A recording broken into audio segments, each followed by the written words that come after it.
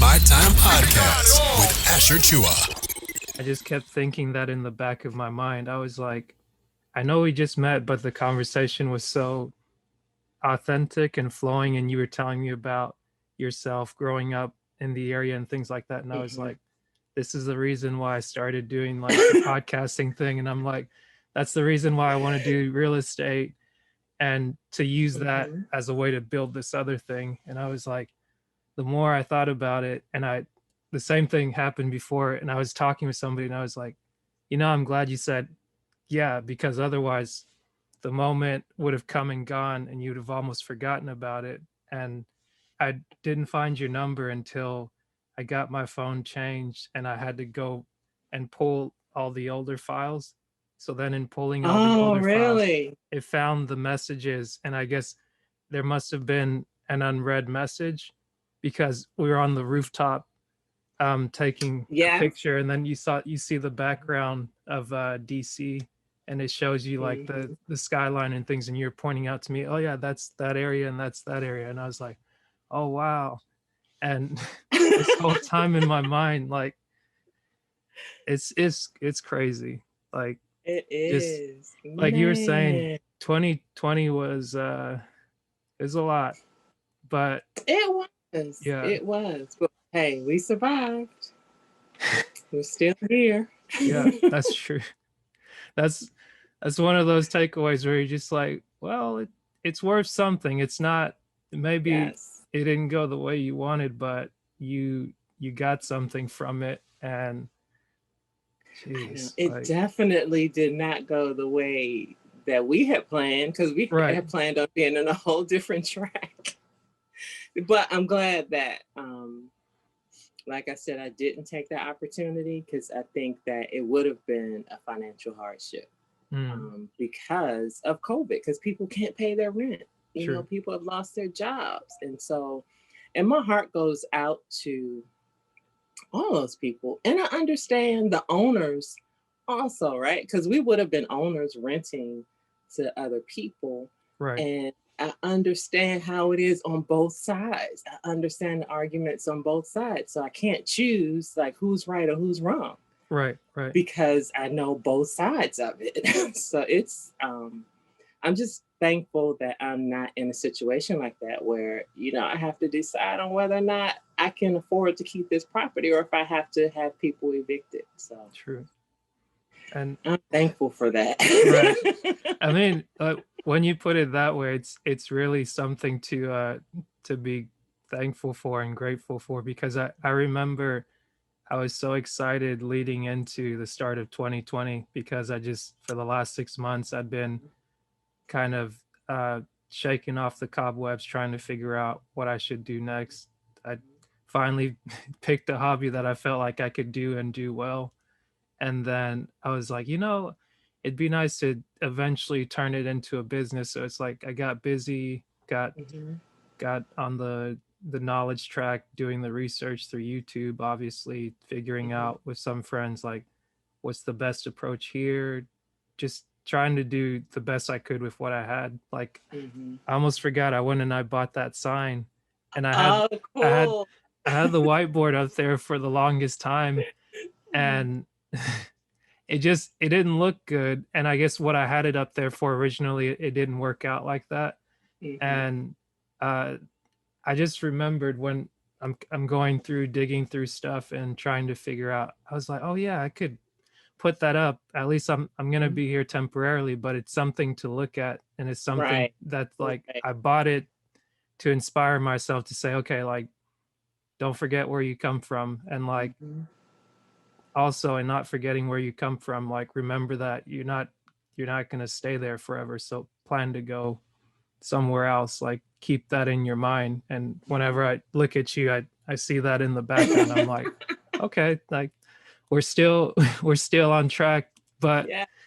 I guess back to the January of last year, going to the conference, I'd heard about it Mhm. from other people that were excited about the process, and I was like, man, that's a lot of good information. Okay, I'm gonna go back and I'm gonna talk with the realtor friend that I just made talk to last Mhm. month and this month, Mhm. and was very honest and just gave me kind of like a reality check, which is there's no point in us going and looking at houses until you get your income back right, because I just transitioned from one job to another, and I was like, well, I'm supposed to start at some point. I still don't know. It'd been 3 months and like I hadn't heard anything back. So I get off the plane from DC, make the phone call. I was like, I want to go see houses. And it's like, Right? no, you can't go see houses because like we've got to establish a consistent source of income. Like you need 2 current pay stubs. And I was like, dang, you're right. But I was like, I didn't want to hear that. I know. I So know.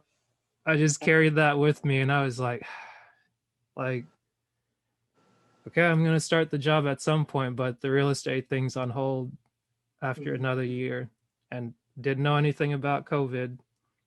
So I know, and I think back to that too, because I was working, the people that we were meeting with there, I started working with them, and they found a property for me, and I had not had a chance to look at it. And so they went and looked at it, and I actually found it, and it was a fixer-upper. I looked at all the pictures.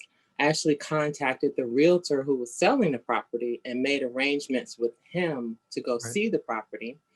He actually works for the government during the day and does real estate, you know, after hours. Right. And it was getting dark and he had to work late. And so he said, I'll meet you there, but it's going to be an hour later. And I said, well, wait, does the property have electricity? Can we turn on lights? And he said, no. Said, okay, it's going to be dark. Yeah. So I'd rather not do that. And this was around noontime. So he started contacting some of his other realtor friends who could show me the property. And they all had day jobs. So the earliest we could ever meet anybody was like 6 o'clock. And I was like, no, it's kind of too dark at that point to go see a house that doesn't have electricity. Right. But the group that we were working with, apparently they went out to check it out. And they were like, oh yeah, this is a great property for you. But one of the bedrooms, literally had no ceiling. And in some of the pictures, it looked like it was mold around the baseboards in several rooms. And so I was talking to them about it. They were like, oh no, that's a quick fix. And I was like, quick as in how much? Right. It's relative. Right. I said, you're in this business and you've been doing it for decades. I'm new to this business. So we may have different budgets in right. But and they were working on getting like an estimate or something, and I just did not feel comfortable. Something inside said, no, this isn't it. And I told them, I said, I want to make a deal. I want to do it now. I want to get into this process. And so, and I think they were like going with me step by step. And then I just put a complete stop on it, not understanding why. And now I know it's like this whole COVID thing was brewing. And I'm glad that I procrastinated. Normally I'm mad at myself for procrastinating.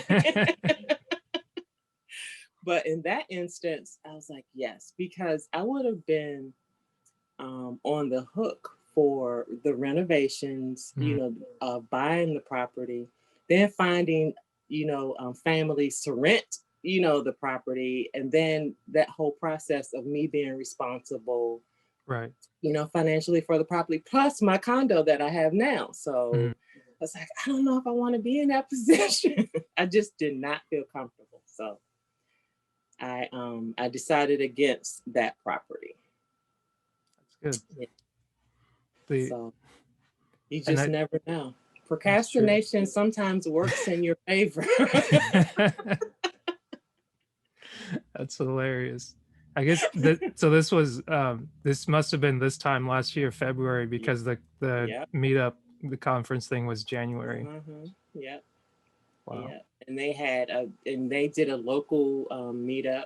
And it was very beneficial. They were honest though. They said that the model that was used in Chicago would not work in DC. Gotcha.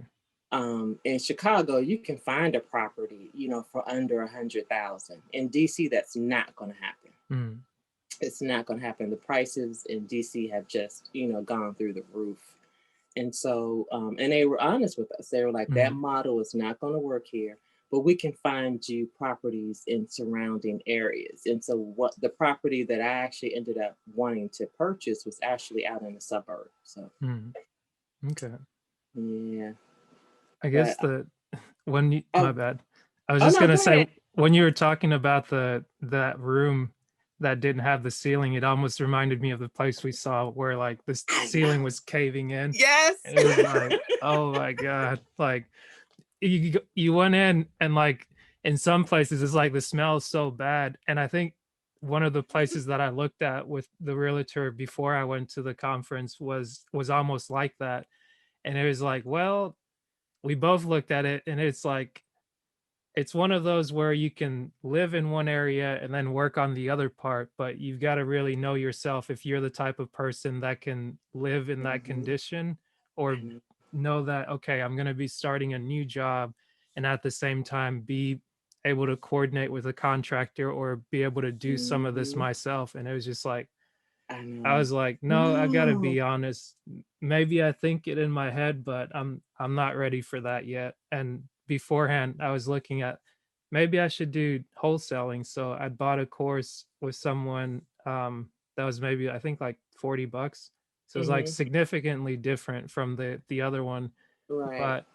But what I liked about the process was kind of going through. It's like, okay, well, here's a contract, here's a base contract of like what you need to write in order to be dealing with somebody. Because I guess when people think wholesaling, it's like that's it can be very sketchy, and it's like you can do it right because essentially it's like you're the go-between between somebody that's trying to sell a property and someone that's trying to purchase the property. So it's like in that case you're not on the hook for the property, but you have to be the right person to attract the right people to where you're not trying to do like shady deals and like, okay, I'm going to hold this property over here for 50 grand. And then this other person's looking at it for 40. It's like, there's a clean negotiation that can come out of that, but I can quickly see where it goes sideways. And it's like, you start making promises that you can't deliver on. And then all of a sudden it's like, you're probably in a whole other ordeal. I know. And I remember them, you know, going through that part of the course. And that really concerned me because I could see how it's beneficial. Because when people are in trouble and they need to sell their property, you're their person, right? You're there to help them. But on the other end, when they were saying that they were driving around scoping out properties, I was like, wait a minute. But I mean, it's like, that's, I mean, in a sense, it's like, that's what, I guess that's what a realtor would do. But in a sense, it's like, you have to do that in a smart way, because especially if you see what happens in the news, not just last year, but almost every year, you see cases, especially with people that are Black or people of color, where it's like, you might just be minding your own business, looking to buy a house for yourself, but somebody would be like, what are you doing? Right. So it's like, you got to be careful with that. Maybe take someone with you, or just like, if you're lingering too long, somebody might get curious and be thinking like, there's an unusual person in my neighborhood. Right. And then in that case, if you don't have any kind of like validation on you, that could turn into a whole nother situation. Or if you think you're going to go the route of like, well, I'm American, I deserve to be here. It's like, you do, but like, you have, I don't know, you have to be cautious. And I understand the argument. Yes, we're all Americans, but we're not all treated fairly, right? Right. So, and that's but my bad, I keep cutting you off. I was just gonna say, I think from that perspective, I see your point, but if you wanted to elaborate more on that, definitely do. Well, no, I think, honestly, I think if it was a fair playing field, that we could truly advance in that part of it, the wholesale part of it. But you're right, there's certain areas that I wouldn't feel comfortable going in this metropolitan area, right? Because of all the circumstances that we've gone through, especially in the past year. Yeah. If you're an unusual face or unfamiliar face in a particular area or neighborhood, you just don't know how people are going to react to that these days. And so, True. and you're right, as a wholesaler, you don't have any valid credentials to say, this is what I'm doing. You know, I'm actually out here trying to help people. They don't, and they probably don't know what a wholesaler is, have never even heard of that. And so that puts you in a more, I guess, disadvantaged situation, especially if the police are called. Right. No, right. Wait, what are you doing here? But I guess, right. I guess the reason I kind of interjected, or when I got to the conference, I felt a little bit more comfortable about it, was by starting going through the other person's course who had purchased beforehand. And he kind of explained that what the purpose of a wholesaler is, like being able to break it down and give it to you in a written format, to where when you do run into that person, you can explain, oh, this is what's going on. That's great. And that way it's like you're having the conversation with them, to where it helps you to get the person that's extra curious that wants to call the police. Because then it's like, if first and foremost, the preparation that you're getting from the course puts you in the right mindset, and at least this is what you're going in with. Like, circumstances are still circumstances, like bad things, like I guess they say Murphy's Law, but I think with at least the basic preparation that I got from watching the 3 first videos, I was like, I guess I could do that. And I think at one stage I did do that. When it came into just being curious about properties, it's like, okay, maybe I'm not from this neighborhood. Like, I was in Augusta at the start of 2019. And like, if you know Augusta, Georgia, that's where they hold the Masters every year, the big golf tournament. And it's like, there's so like Augusta is actually split between Georgia and South Carolina. So like the South Carolina part of Augusta, they call it North Augusta. And it's like, there's certain neighborhoods throughout that are always like the nicer neighborhoods, but at least from, it's probably like on 13th Street or something, right around the downtown area. When you cross over this bridge, that's basically the Savannah River between Georgia and South Carolina, you can see these properties that just look like pristine. They're right there on the water. Somebody can drive up with their boat and whatnot. So it's like, that's probably the type of neighborhood where before I would always think like, okay, well, I don't want to just drive through there just kind of wondering, where somebody would come up and ask you like, can I help you? Right. Like, right. Or it's like, oh, I'm here to see a friend. But I think either it came from watching the course on the wholesaling thing, to where I was like, okay, well, one thing you're encouraged to do is to drive around and look for a certain type of property, because it's like, those are the ones people are trying to get rid of.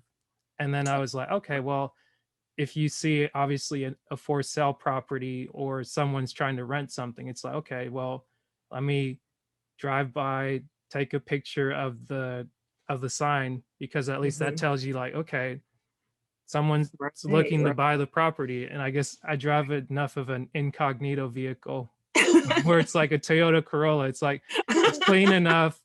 And I guess it's harmless, unless you're expecting somebody to roll up with like a Rolls Royce or like whatever high-end car.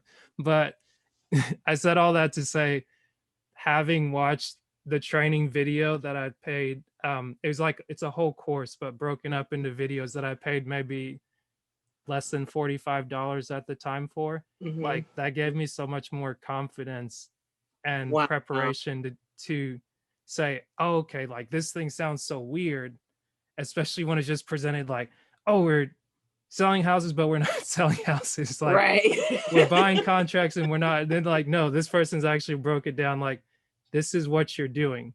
Like, here's the wrong way to present it and how you're probably going to get locked up. Here's the right way to present it and how it actually works. Like, you're not overdoing it And Mm-hmm. having that exposure, interviewing a friend of mine that got started in real estate through wholesaling and how he explained it to me, like the similar story that kind of gave me that, oh, okay, that's still an option. But back to the start of 2020, trying to do too many things, the podcast, trying to get into real estate, start a Uh-huh. new job, looking You were into personal busy. development coaching is too You busy, were busy. too busy. That's why it's like by the time that I got there, like I'd already gone to the extreme execution coaching Mm-hmm. for DISC certification. I'd gone through brand prep in order to understand how I would, I guess, brand it, or whether Mm-hmm. how I would brand either the podcast um or the coaching. Right, Because right. like a big thing about the coaching is like your, I guess there's kind of a misconception as to how some people understand that the assessment is supposed to work versus what Mm-hmm. it's actually meant to do. And Okay. that's one of those things that I'm learning and I still have to sort out for myself. Mm-hmm. And by the time I got to the real estate thing, I was like, I spent half a week in Flint, Michigan in like 40, 30-degree weather. And I stayed there intentionally because I was like, this will be a good time for me to get what I need over the weekend, but sit Mhm. down, work on the podcast, write out Right. the goals that I worked on, like unpack basically what Mhm. I got. And then from there, go down to Miami for the first time in 70-degree weather. And it's like, okay, this is different, but I'm still here for this one thing. Of Uh-huh. course, there being more than one thing in Miami where they had the brand prep thing, but then a conference. I had it in my mind to where it's like, I'm not going to go to the conference because I want to do this one thing. Like I've got too much information in me and I just need to work on the one. But of course, I went and I was like, okay, I'll just spectate for a little bit. After a while, I just had to get out. I was like, Yeah. there's way Overload. too much stuff going Yeah. on. And then from that, 2 weeks later to go again to the real estate thing, I was just like, Hmm. it's way too That's much. a lot. Yeah. That Yeah. is a lot.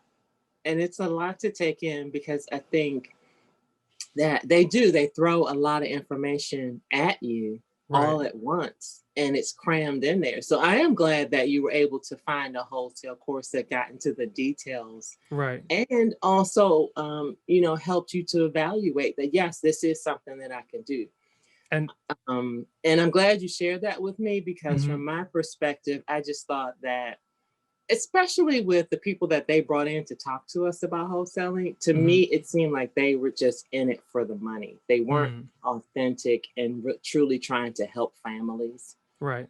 because the way that it was presented to us was that this is a way to help people, Right. that are in need. And I was like, oh, that's a great thing. But then when those two guys spoke, Mhm, to me, it seemed like to them, it was just a business adventure. They didn't right. care, about the people. And Mhm, and my heart is always in it for the people, right. Right. regardless of what I'm doing. I'm always concerned about how does this affect people. Right. And so I wouldn't want to be, and that's why I got kind of turned off by it because I'm like, I could literally be harming people, Yeah. and not giving them the full benefit or the full value of their property, and they don't realize it. Right. Right. And Oh. I guess that speaks to that speaks perfectly to what I was learning before, which is like um some people call it the assessment because it's got multiple parts to it, but DISC Mhm. is what's highlighted because it's like looking at 4 personality types. But a big thing that I got, and I'm only able to say this now a year later, like Mhm. being removed from it and just easing my way back in. And I just Mhm. decided I'm just focusing on the podcast. I'm gonna Mhm. work on developing it, putting out the past recordings Mhm. and working gingerly towards one. Like I just finished up my first week of work, working the night shift and kind of getting used to that schedule. It'll take Mhm. some time. So even in doing Yeah. this, just being able to have conversations, I was like, you know, let me just take it one day at a time. Don't make big grandiose plans. Like, thankfully, what was recorded before, like, it can still Mm-hmm. be out through the month of Exactly. April. So it's like I've got time to plan things out and just Mm-hmm. work it. Don't treat it like it's the end all be all job. And it's like, if this doesn't work out, oh my God. Like, just having to act from a place of desperation, like, and getting rid of that Mm-hmm. Mm-hmm. definitely makes things a lot better. And what I learned, especially like you were saying, with how they approached it Mm-hmm. and kind of like how you present something, it's like you've got to understand your audience and who it is that you're selling to. Like, Mm-hmm. to your Yes. point, it's like the presentation and maybe the energy of the conference, or the energy of like the just the energy that I guess you think that you give off is that you want to attract people, you want to get them interested into something. But like, if you attract people for the wrong reasons, the same reasons you thought you were attracting them for, it becomes a turnoff. Because Right. like, for example, in the personal development space, you have a lot of people that do motivation. Like, there's different ways that people get motivated. Some people like to be screamed at, and some people just want to be talked to and encouraged along the way. And I Mhm. remember I finally listened back to it, but one of the things, I was kind of hitting that burnout phase, and I started to feel it in the interview that I did with somebody that I met um, earlier that year, or earlier that month. And I guess I remembered it wrong, but I guess the reason I remembered it wrong was because of like the amount of energy I put into trying to convince them of something that they didn't like. It's like, this is how they felt, and I felt opposite of it. And for some Mhm. reason in that moment, I so wanted to convince them otherwise. And it was like, Mhm. I think they brought up motivational speakers, and I followed Eric Thomas a lot, Mhm. Mhm. and that's part of the reason how I got to that conference. Like, um, what is it? Jamal was somebody that followed ET, so it's like they have that Mhm. kind of like similar energy, and it's Right. like, I guess that energy, I guess it's something good, but to each his own, essentially. Yeah, and So like, you're right, because for a long time I couldn't listen to Eric. I'm like, mhm. why is he always yelling? why why can't he just have a conversation? I can just listen. Right. And so I actually ended up taking my godson to one of his conferences in New York. Mhm. And at that one, he still had, you can still hear him, but he wasn't yelling. He was just talking and having a great conversation with the audience. I was like, man, this is something I can listen to. And then Right. after I took the time to listen, and I had this conversation with my cousin also. My cousin was like, I need that energy. I was like, I don't. Right. I Right. feel like I'm being yelled at. Right. And I can't absorb the message. I said, he Yeah. has some good points. I said, but when I feel like I'm being yelled at, I'm not, Yeah. I'm not accepting of the information. So Makes I sense. like it when he's calm, Yeah. which is rare, but still. Yeah. And that's exactly what the other person said. And Mhm. I guess I took offense to it, because it's like, oh, you're an ET fan. And it's like, when I listened back to it, and I was thinking, I was like, I almost ruined that whole interview based on that one moment, because I was so stuck on like, I've got to convince him of this. It's like, and I guess the point that I tried to make was that in the branding, in the presentation, like, yeah, that is him, but like in different Mhm. settings, like you said, in the conference, on the Yes. Yeah. podcast that they have, it's like he'll talk, and then in Yes. even talking, it's like explaining why that energy, why the passion. Because it's Mhm. like, when they started, like, it was thank God it's Monday, like that was Yeah. the thing, like, because people hate Mondays, and it was motivating them. And that's how I Uh-huh. found it, because it's like, a friend of mine told me about motivation when I was getting ready to graduate college, and I was like, dude, I need that. I didn't know what motivation was in that regard, but like I needed it so bad because you're just doing a job that's almost thankless. It looks like you're an idiot because you're going to engineering school and you're working on your hands and knees, like in the middle of nowhere, doing something that's just like, how in the world does this even relate to engineering? But obviously, being able to get through the process with motivation, like changing my mindset, changing what it was that I listened to, what I put in my mind, like eventually it exposed me to someone like Jim Rohn, who's someone that speaks. And as he speaks, he kind of has a different sing-song tone to him, but it's like he has jokes in there. And I was like, oh, okay, I can see why someone would request it to me because it speaks differently to me. And I started watching like one of the first videos that comes up for him on YouTube. And I just listened to it maybe like 5 minutes at a time because of some of these talks that people do. They might be 2 hours, and like I could listen to the whole thing, but I don't necessarily need to. Like if I just needed to start my day, just start it with like 5-10 minutes, like get in the car, be driving, and it's like he's talking about it. I'm like, yeah. And then at least even in starting the new job, it's something that I noticed instantly from this time last year starting the new job to this time this year starting a new job. It's like you really have to be aware of what you're putting into your mind or what you're allowing through your ears because everybody naturally is very negative. Like people are super negative.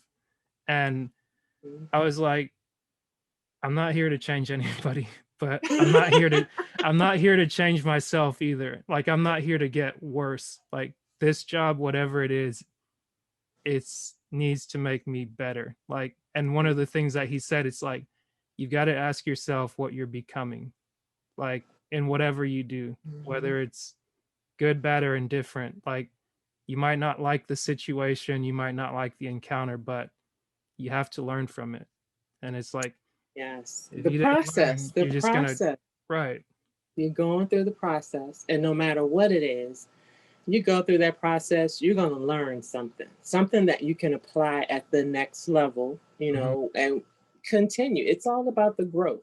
Right. And so I think that I wish more people paid attention to the process. Everybody's trying to get to the end goal, but the work and the growth is in the process. And so when you get to the end goal, you're mature enough to handle it for one, and then ready to move on to the next adventure, whatever it may be, whatever growth opportunity presents itself. So that's a great point. It is.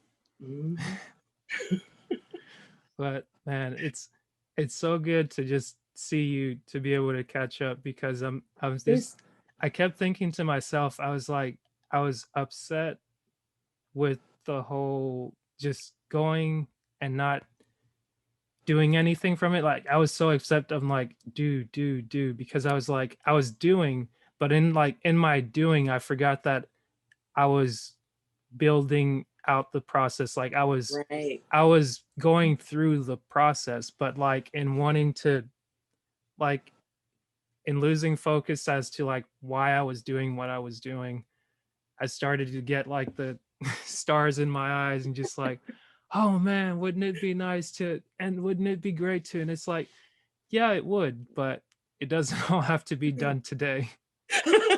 And it's like just. And I think for me, especially with like take the conference. So that conference, they gave us so much information from so many different, I mean, there were just so many different avenues you could take. So I stepped back and I was like, okay, I can't do everything, but what can I do now? And then I started on the rental property piece, but I was also looking at other opportunities. But for me, it's like, I have to go at an even pace, because if I don't, I'll get all into it and just mess it all up.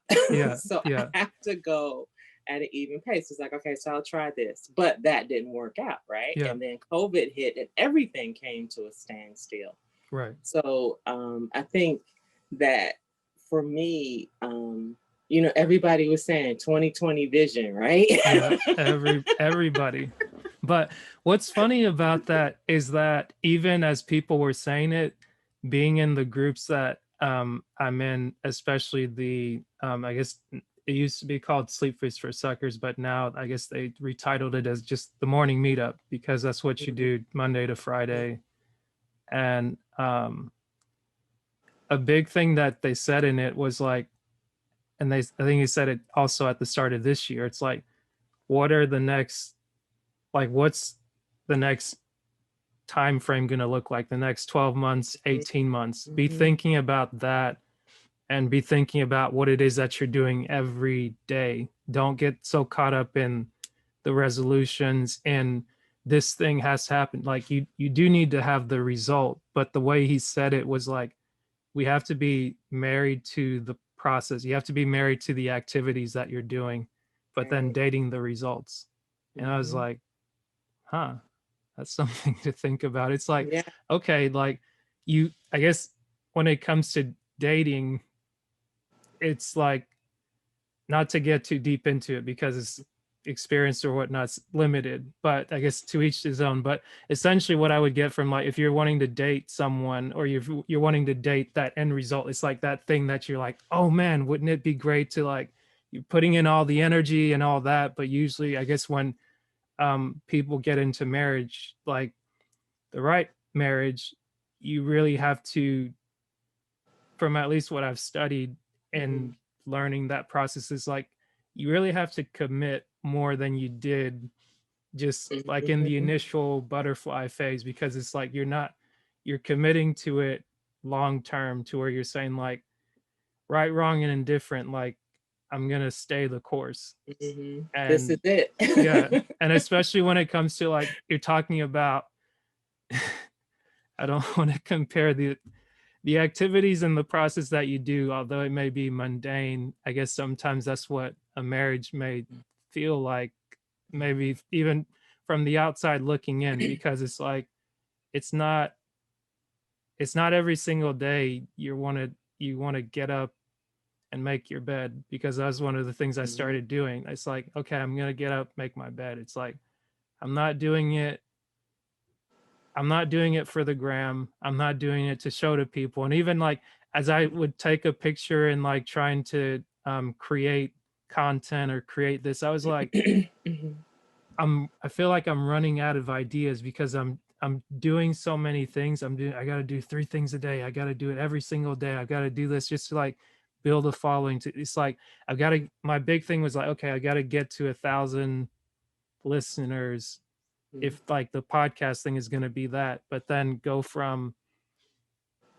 you already recorded, you can put it out for the entire year, Yes. but now it's like, you're trying to coordinate when you're off off in Puerto Rico, where the internet's not stable, now your phone's not working. Are you going to go get another? It's just like one thing after another kept coming up, and after a while I was just like, forget it. But then thankfully,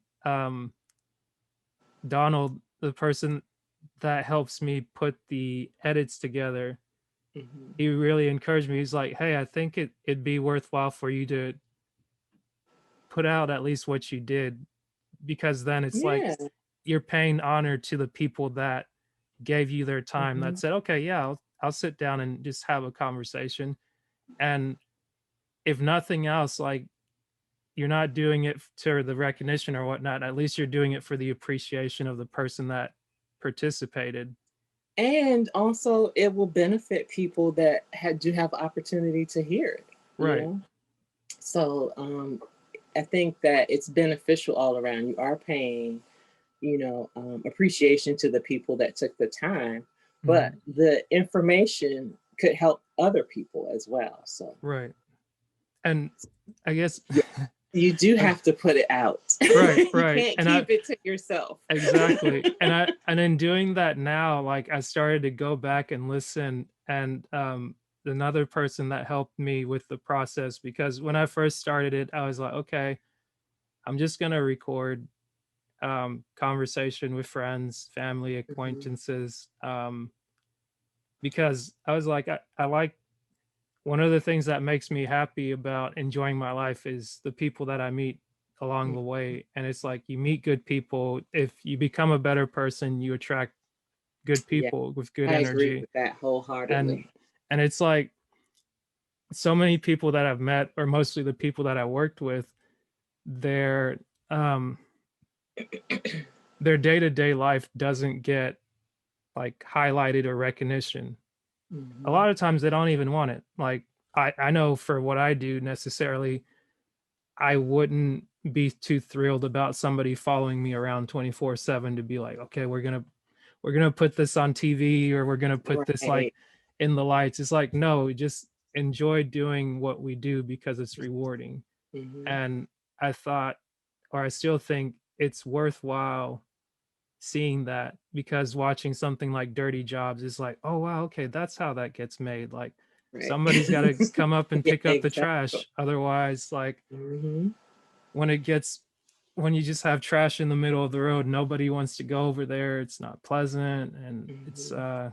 it's just it's a lot. But I said all that to say, if I'm putting my thoughts together, I think I said all that to say, just going back through the process has been of like taking the time and listening, even if I have to distract myself to say, okay, like get over yourself. Okay. Mhm. You feel nervous, even recording for the first time this year, I was like, oh, I'm sitting here just like almost shivering, like just looking at in the camera. But like after a while, it's like, okay, get back to the things that worked. And Right. And reading, you know this. You know how right. to do this. And I started reading Dennis Kimbrough's book again, because Uh-huh. it's one of the things that I was like, oh, like I like the contents of this. And it's just one page literally every day. And it's something Mhm. that I'm doing it for me. Like Right. Right. obviously the podcast is called It's My Time. And it's Mhm. like I got it because somebody used it to encourage me when I was like, okay, maybe I need to find a voice coach. And he's like, well, I'm not a voice coach. I'm a rapper out of the West Coast in Cali. But it's like, let's do this exercise. And like you say, it's my time. And I was like, okay. I say it a couple of Mhm. times. And when I finally got to that level, it's like, you see what you did there? Use that energy Yeah. and keep going. And I was like, okay, Mhm. like I took that moment of inspiration, and I just like, Mhm. okay, well, what do I do next? And just bump here, bump there, talk with the Mhm. guys on the prayer line. And they're like, why don't you just, I was like, well, I think for some reason I was just walking, because I got into the routine of like, wake up, make up your bed, go for a walk. Like if you Mhm. got to do a couple laps around the track, do that. But at least it like it gets me fresh air, gets me stretching my legs and things like that. Mhm.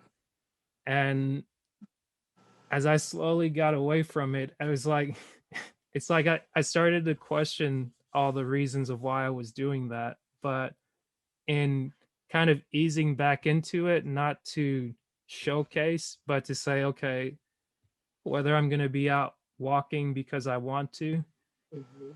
and accepting that if I take a break because my legs are tired from doing it every single day of walking and running and 10K and this and that, it's like, it's okay. It's If I okay. don't And we if I don't can't, want to do we it, I gotta don't stop have to do it. beating up on ourselves, right? I Right. think that a lot of people do this. Okay, you map out a plan, and it's like, I'm gonna make my bed, I'm gonna go for a walk, I'm gonna read this book, I'm gonna jog, whatever. And that's your routine, and you Mhm. try to establish a routine. It's okay if routines change. Right. It's nothing wrong with that. And we can't beat ourselves up because our routine has changed. And Mhm. there are many reasons why. Sometimes you just need a break, Yeah. and you just need to be still and just be, be thoughtful, but just be still. And so Right. don't beat up on yourself. It's all a part of the process. Yeah. And we've all been there.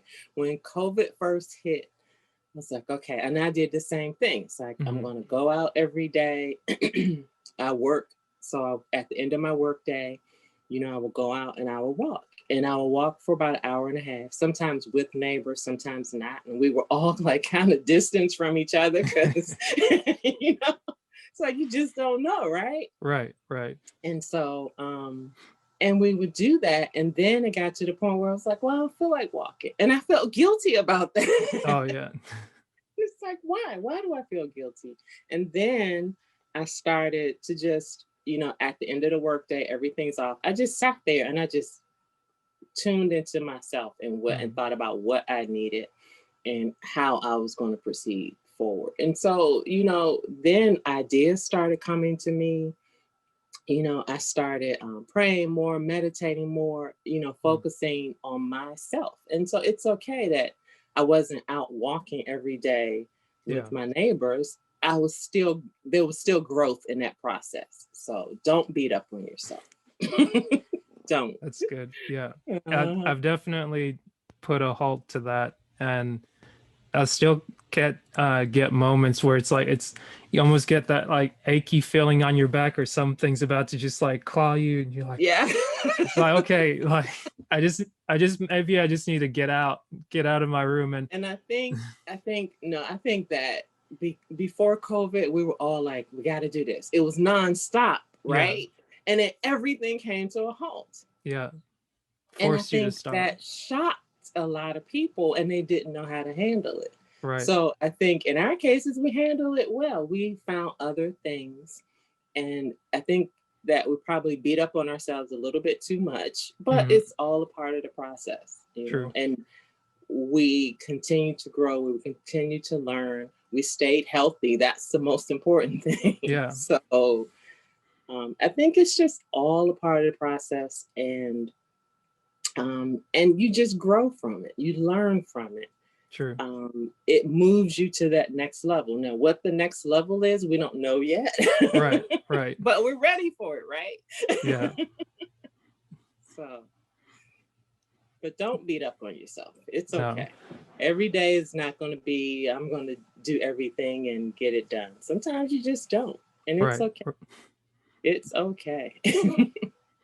The what you just said was one of the things that I in thinking on this year, and obviously I was like, what do I think about last year? Like, obviously it's going to come up in conversations, and I've tried my best to avoid anything COVID related, especially online. I was like, one of the things that kind of turned me off to one of the podcasts that I liked all the time was just always like, oh, I got this friend and like this and that and this. And I was like, well, in some regard, I understand why it keeps bringing it up, because it's like, it's part of the daily life. But I was like, I don't need to be reminded. But if I had one question to ask you, I would say, you probably already said it, but I would ask, what's something you gained from COVID or from 2019?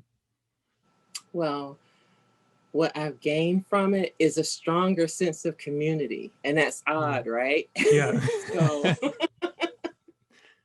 because, I also have Zoom. And so I've Zoomed with friends I have not seen in years, right? Yeah. And we've all reconnected. So I have all these different groups of friends, and we're on Zoom, and we're having happy hour, and we're cooking together. And I've done the same thing with my family. My family, we had a biscuit cooking session. We did cakes and pies. We've learned family recipes together, all on Zoom. Nice. None of this wouldn't have happened if it had not been for COVID. I mean, it renewed friendships that I had from 30 years ago.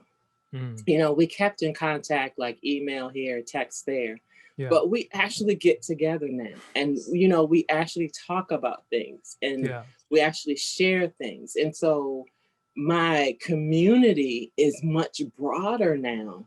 And I never would have imagined this before. I think if it had not been for COVID, I still would be in the same rut with, sending a happy birthday text, or a happy anniversary text, and not really talking to the people.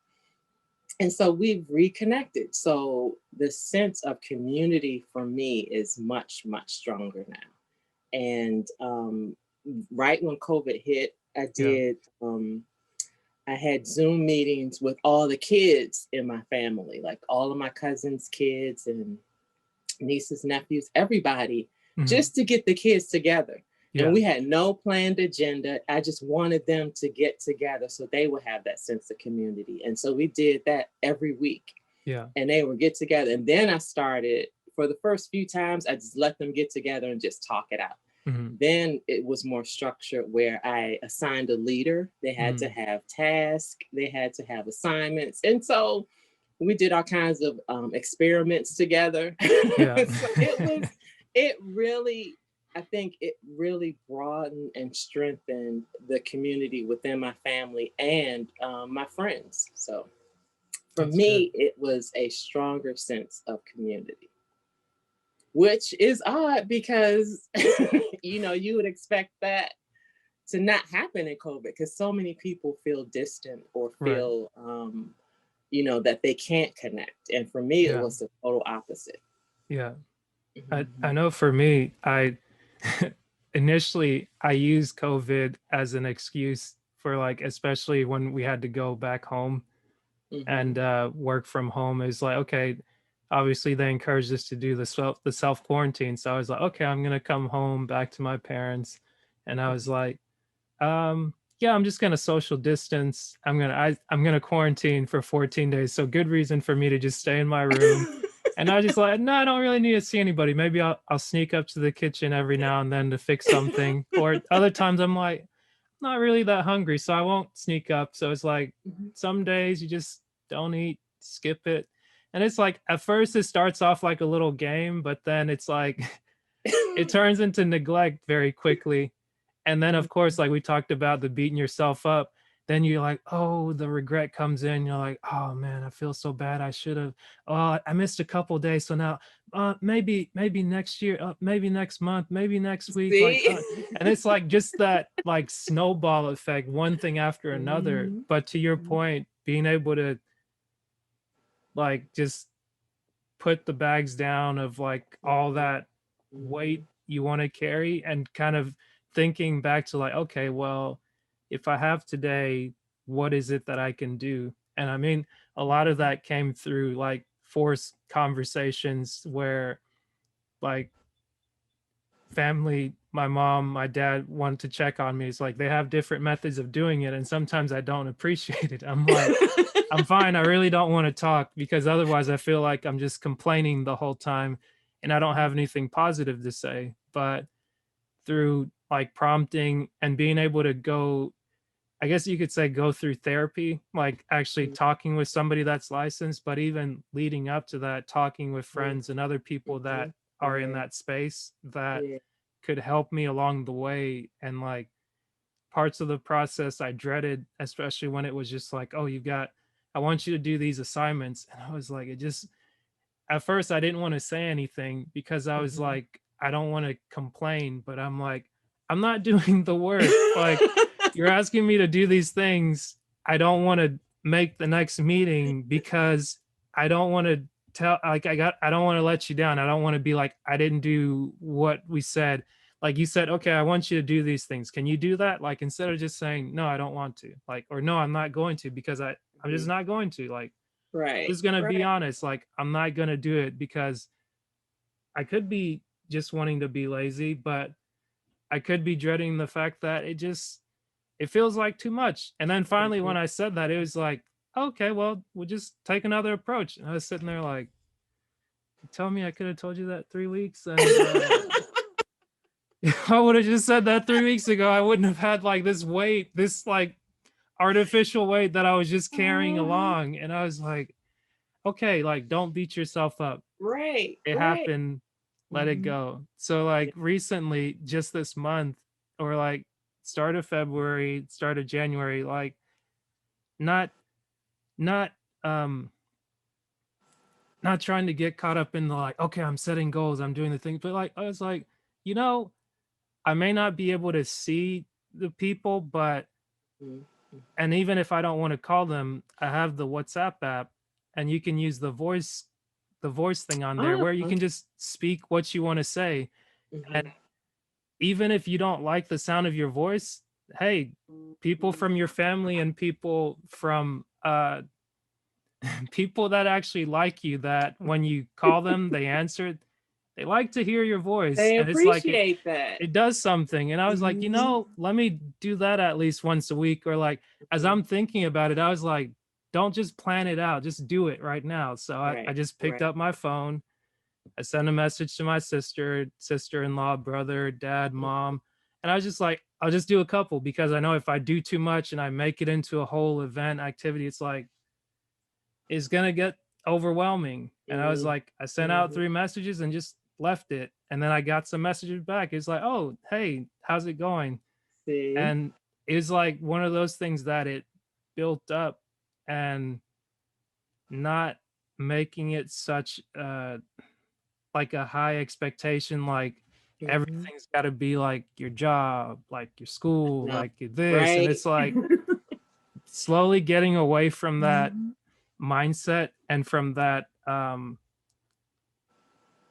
guess from that old way of doing things. It's like, okay, this Mhm. is what works for now. If Right. maybe Right. I don't need to go back to the old thing, but I do need to ask myself, if I'm going to take on a new activity, like what comes along with that? Is it worth it to take the job that's Mhm. going to pay 6 figures or more? Is it worth taking the job that's going to pay less? But okay, you're going to meet your standard needs, but like, am I going to be giving up my time?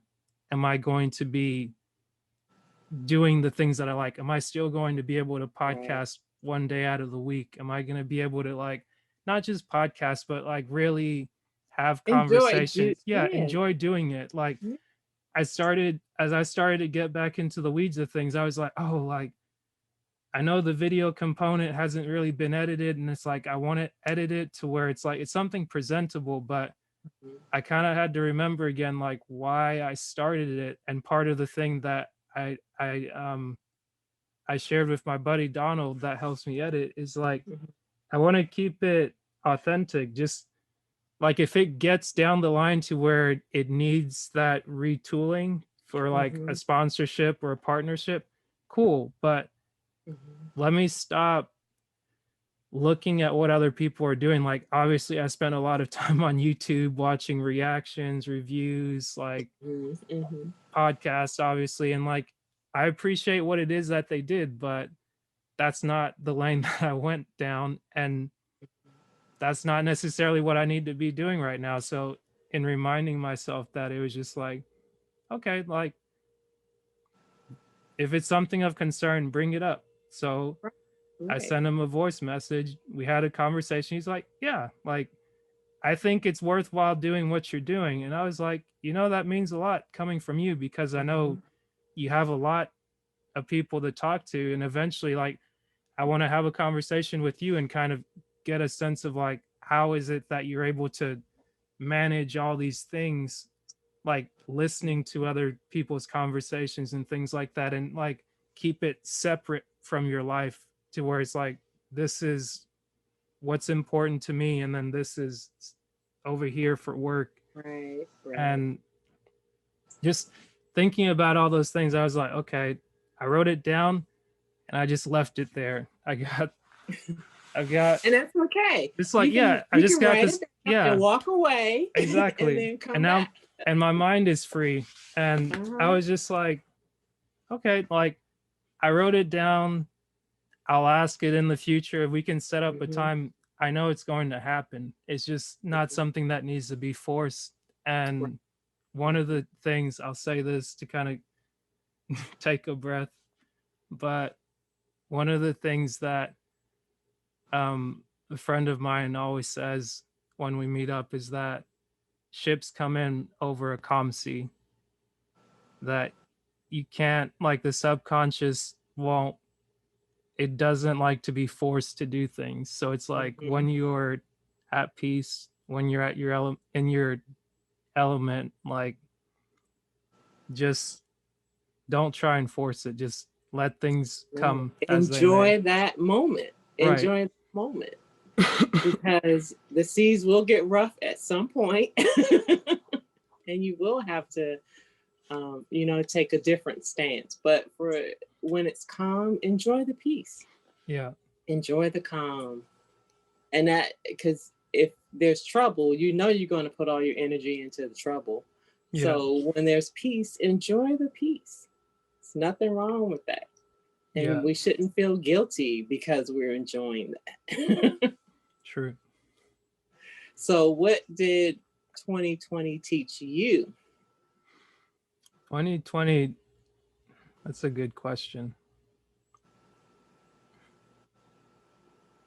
2020, I'd say it taught me to trust myself, to not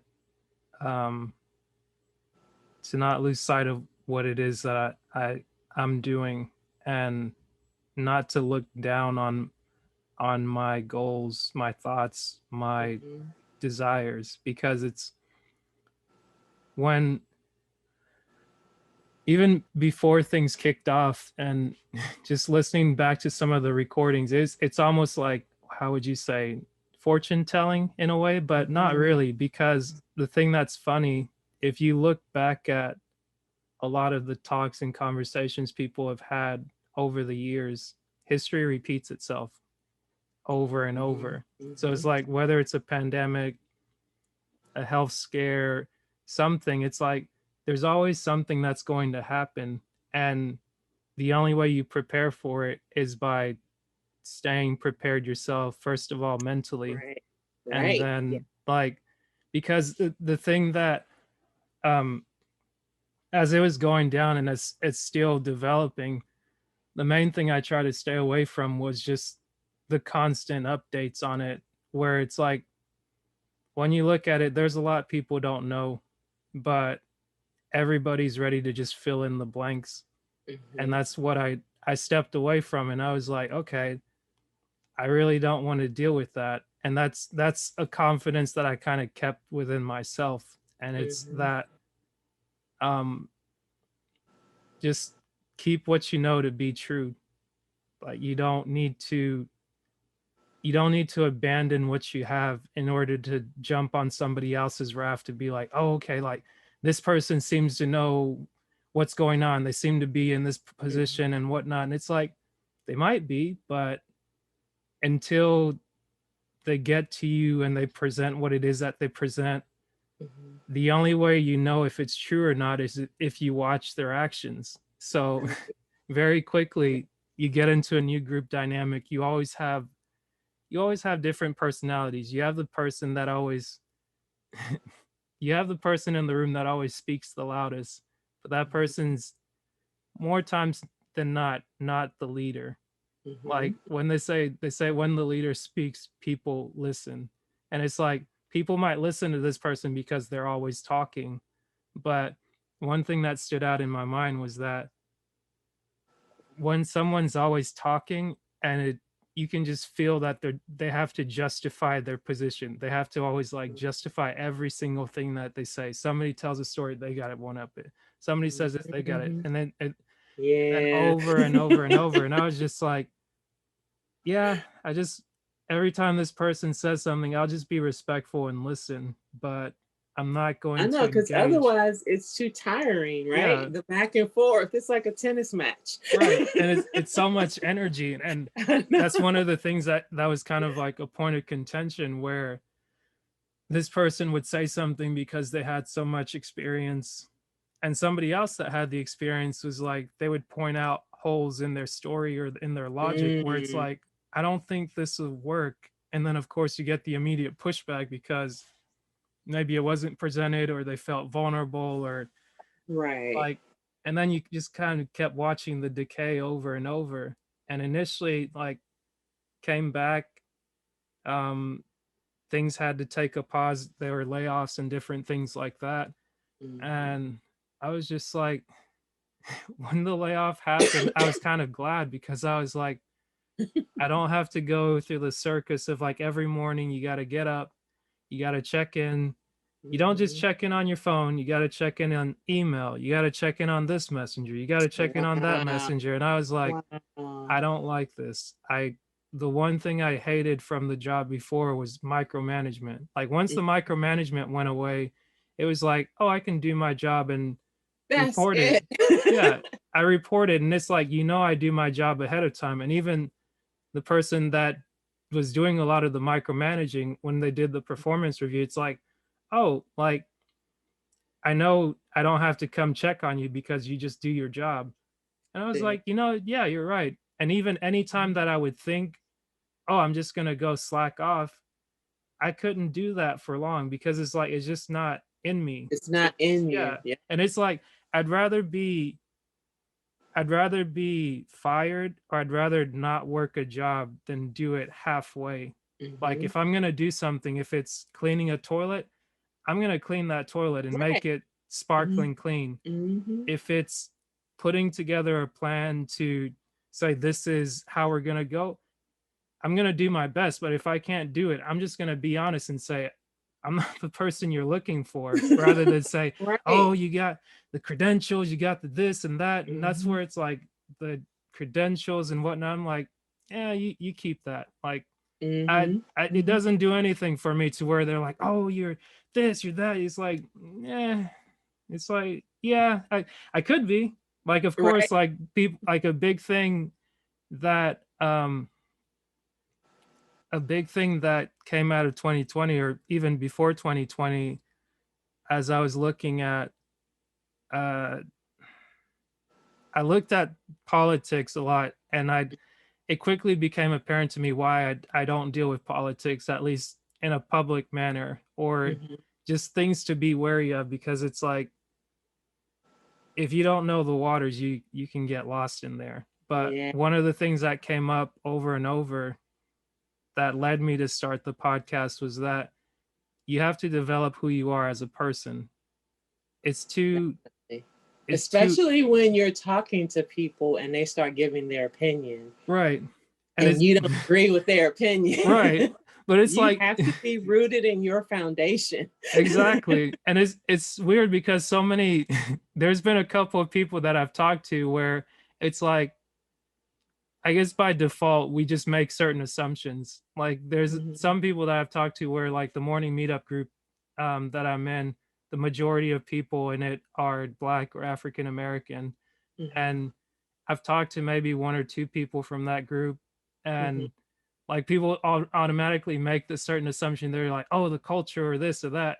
And I'm sitting there thinking to myself, I'm just nodding and smiling, not to make the conversation awkward, to where it's like, I don't know what you're talking about. Like, we look the same, but we're not exactly the same. Right. And that's one of those things where it's like, throughout 2020, people kept talking about diversity. And I was like, diversity is it's not just skin color. Like, you have to have diversity of thought. You have to have diversity of, like, beliefs and different things like that. And the most difficult thing is being able to not necessarily accept someone different from you, because like, when people think someone's different, they go to, like, the extremes, and like, oh, you're like the worst person since this or that. But something someone said was that until you're able to really look at yourself and see a version of, like, Hitler, as people would like to like use that as, like, the common thing, like,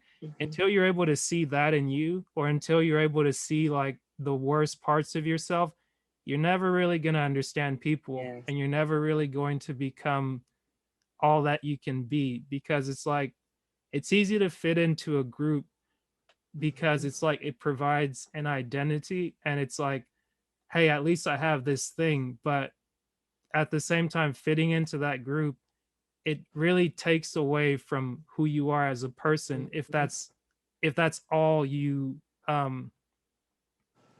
if that's all you kind of see for yourself. It's just like, okay, I'm a Black man. Like, for some people, it's like, yeah, you're a Black man, be proud of that.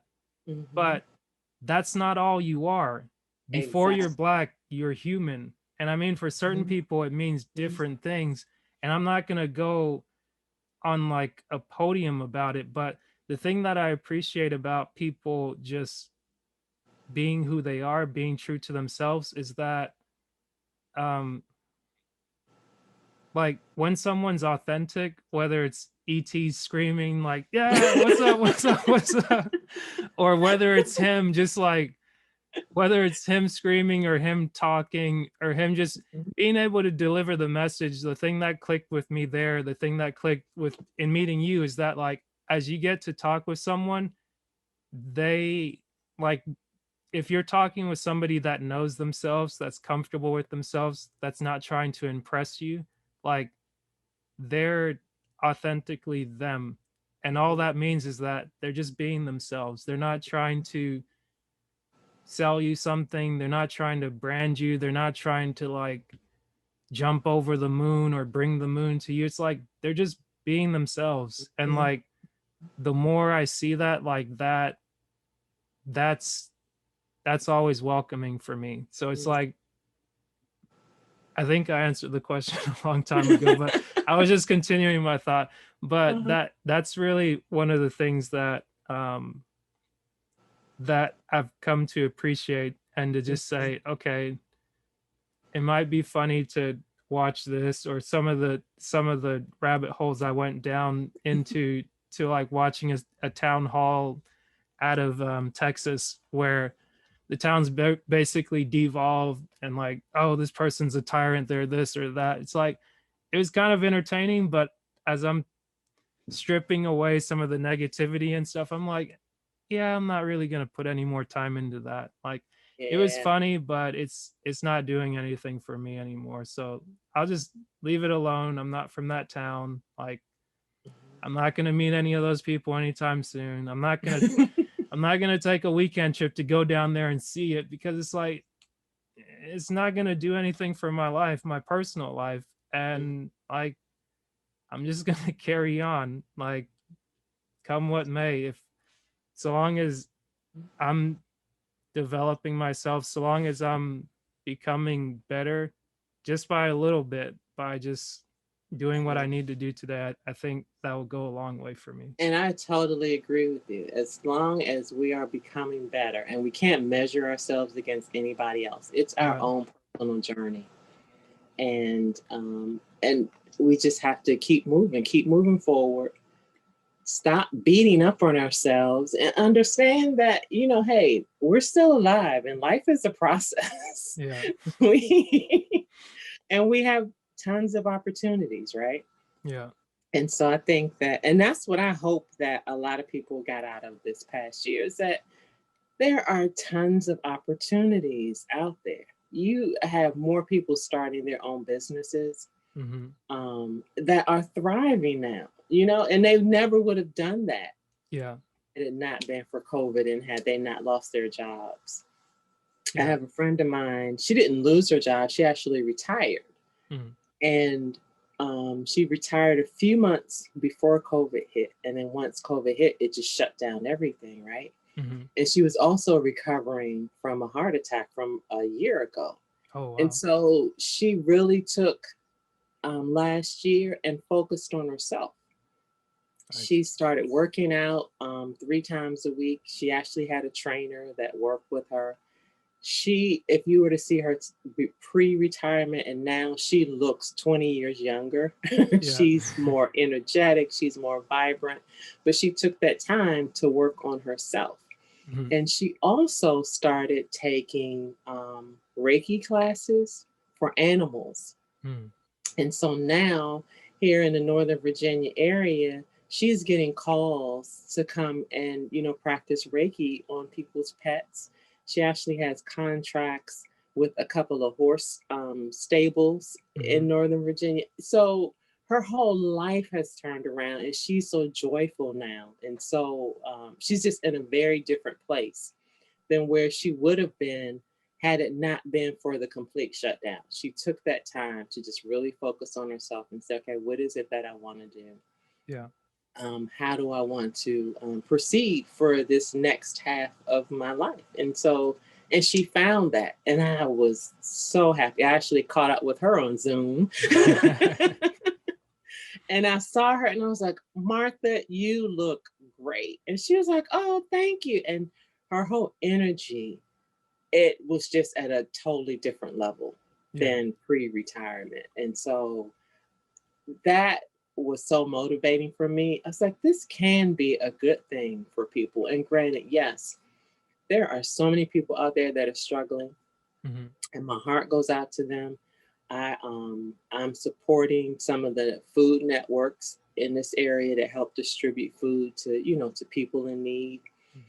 And but even in that, you see the appreciation for what 2020 did, right? You still have people that are connecting to community, establishing a stronger bond within the community, and also venturing out and trying new opportunities. Now, some people tried some things and it didn't work, but they now know what doesn't work for them, and they can move on to something else. And so I think that this whole everybody went into 2020 vision. This is going to be our year, and we're going to do, and we all got slapped in the face, right? We all got slapped in the face. I just knew I was going to have like a couple of buildings and multi-unit buildings. No, none of that. Yeah. But still, you take the time, you regroup. You learn new things about yourself. You learn what is it that you really want to do? What is it that you really want to focus on? Yeah. And you try and help people wherever you can, wherever you see a need. And you just continue on. And for those of us that are surviving 2020, that's the process. We can't walk away from it. We can't get out of it. We just have to go through it. And hopefully we're growing through it, and getting stronger each day. So I don't know. I do have some ideas in my head about what type of business I want to start, but I'm not there yet. So I'm still working out those issues. But I think that for me, I've really focused on myself. I started doing yin yoga. Okay. I bought a treadmill. I bought a stationary bike. So I'm still doing this thing. So I'm not getting outside as much. And I love to hike. And I truly miss hiking. Oh, I miss it. But, earlier this year, some friends and I were like, okay, let's get out there. Let's go get on a local trail. Yeah. But all the reports that we were getting was that the trails were crowded. They were packed. And so we're like, no, not yet. Did you guys go check it out or just looked at the reports? We looked at the reports. And then I have some friends that are going, and they were telling me that it was crowded out there. And it's like, no. And it's really strenuous trails. So you're breathing heavy. And so it's like, no, I don't want to. So that, it's things like that we really enjoy doing that we have not done. And I'm hoping to get back to that this year. Right. But we just have to see what happens. But in the meantime, we're still learning stuff. We're still sharing ideas, sharing recipes, That's just good. Getting through the process together. So, and trying to help wherever we can, because we know that there's a lot of need out there that, people are suffering. People have lost jobs. We talked earlier, people can't pay their rent. The property owners can't pay the mortgage. It's just, there's just a slew of issues and concerns. But I think you have the right approach. You don't listen to it on the news every day. You can't. No, I don't listen to the news.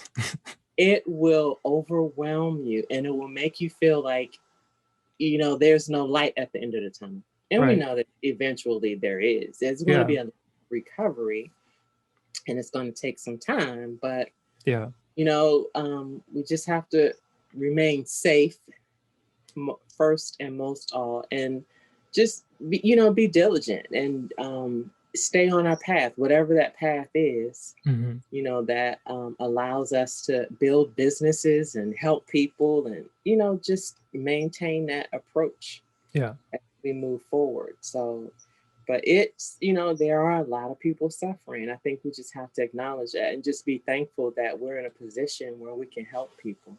Right. Yeah. I guess the reason I'm always reminded of real estate is from reading Rich Dad, Poor Dad. And I guess whether it's through the entrepreneur group or with different people I meet, it seems like they've read that book and it's like, okay, everybody's has their story of how they got introduced to it. And I started listening back to it to introduce it to my mom because Mm-hmm. she's thinking about um she started thinking about, okay, retirement's coming up, what is it that I'm gonna do? Mm-hmm. And when you think about it, it's like obviously investing is a big thing and you can do it in different ways, and people point to real estate as a big thing.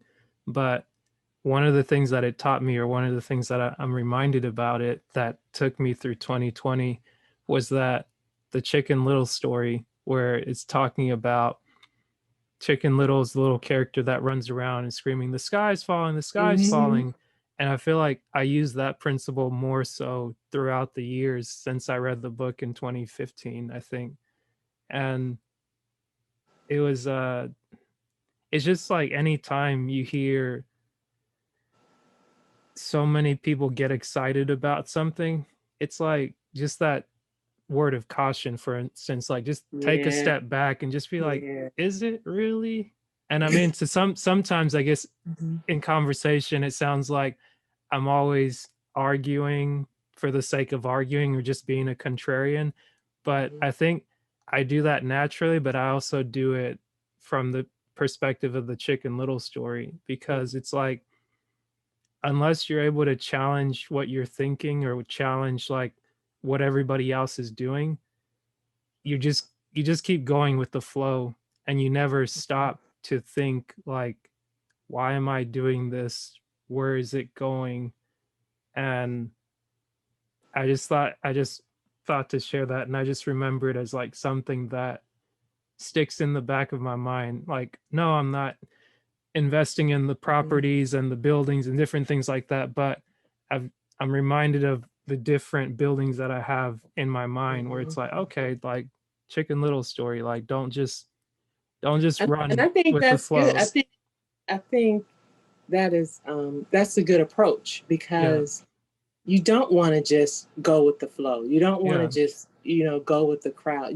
And I think that if more people did that, we would all be in a better place, because yeah, you would take the time to examine, is this for me? Is yeah, this reality? Where is this going to be, 2 months from now, right, 10 days from now? So I think for um for most people that will actually be beneficial yeah, to just take a step back to like really analyze. And I think unfortunately a lot of people don't take the time to do the analysis, yeah. right? They just go with the flow. Because I And mean, it takes work. yes, yes. But then, and then you get to a point where you realize, okay, well, I shouldn't have done that. But it's too late, because you've already Right. wasted time and resources, right? Yeah. On something that wasn't for you. And that reminds me of a conversation I had with a gentleman who was at the conference. And so at the end of the conference, he actually said that he felt that real estate wasn't for him. Mm. He said that, because, I'm all excited. And I'm like, talking to Yeah. people, asking questions. And he was like, he's like, after this conference, he said, I've decided that this is not for me. Yeah. Said, wow. And so, I think he was concerned about the risk versus Hmm. the reward. And, just not, I guess he fully understood the opportunities that were out Yeah. there, but just decided that no, this is not something that I want to take on after attending that conference. So Yeah.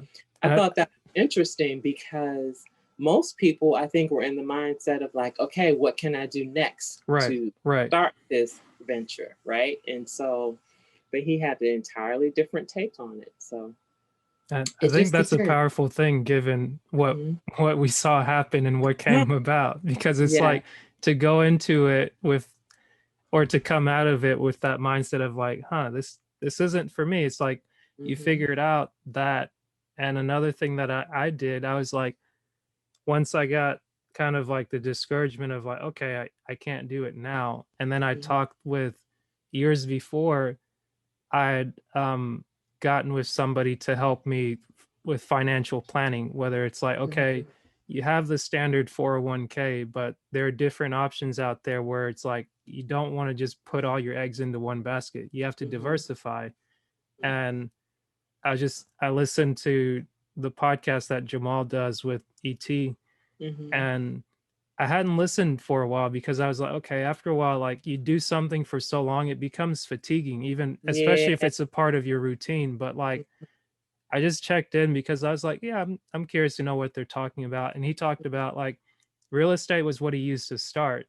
But once he kind of got it going, he started getting into stocks and other things. Like he started to diversify.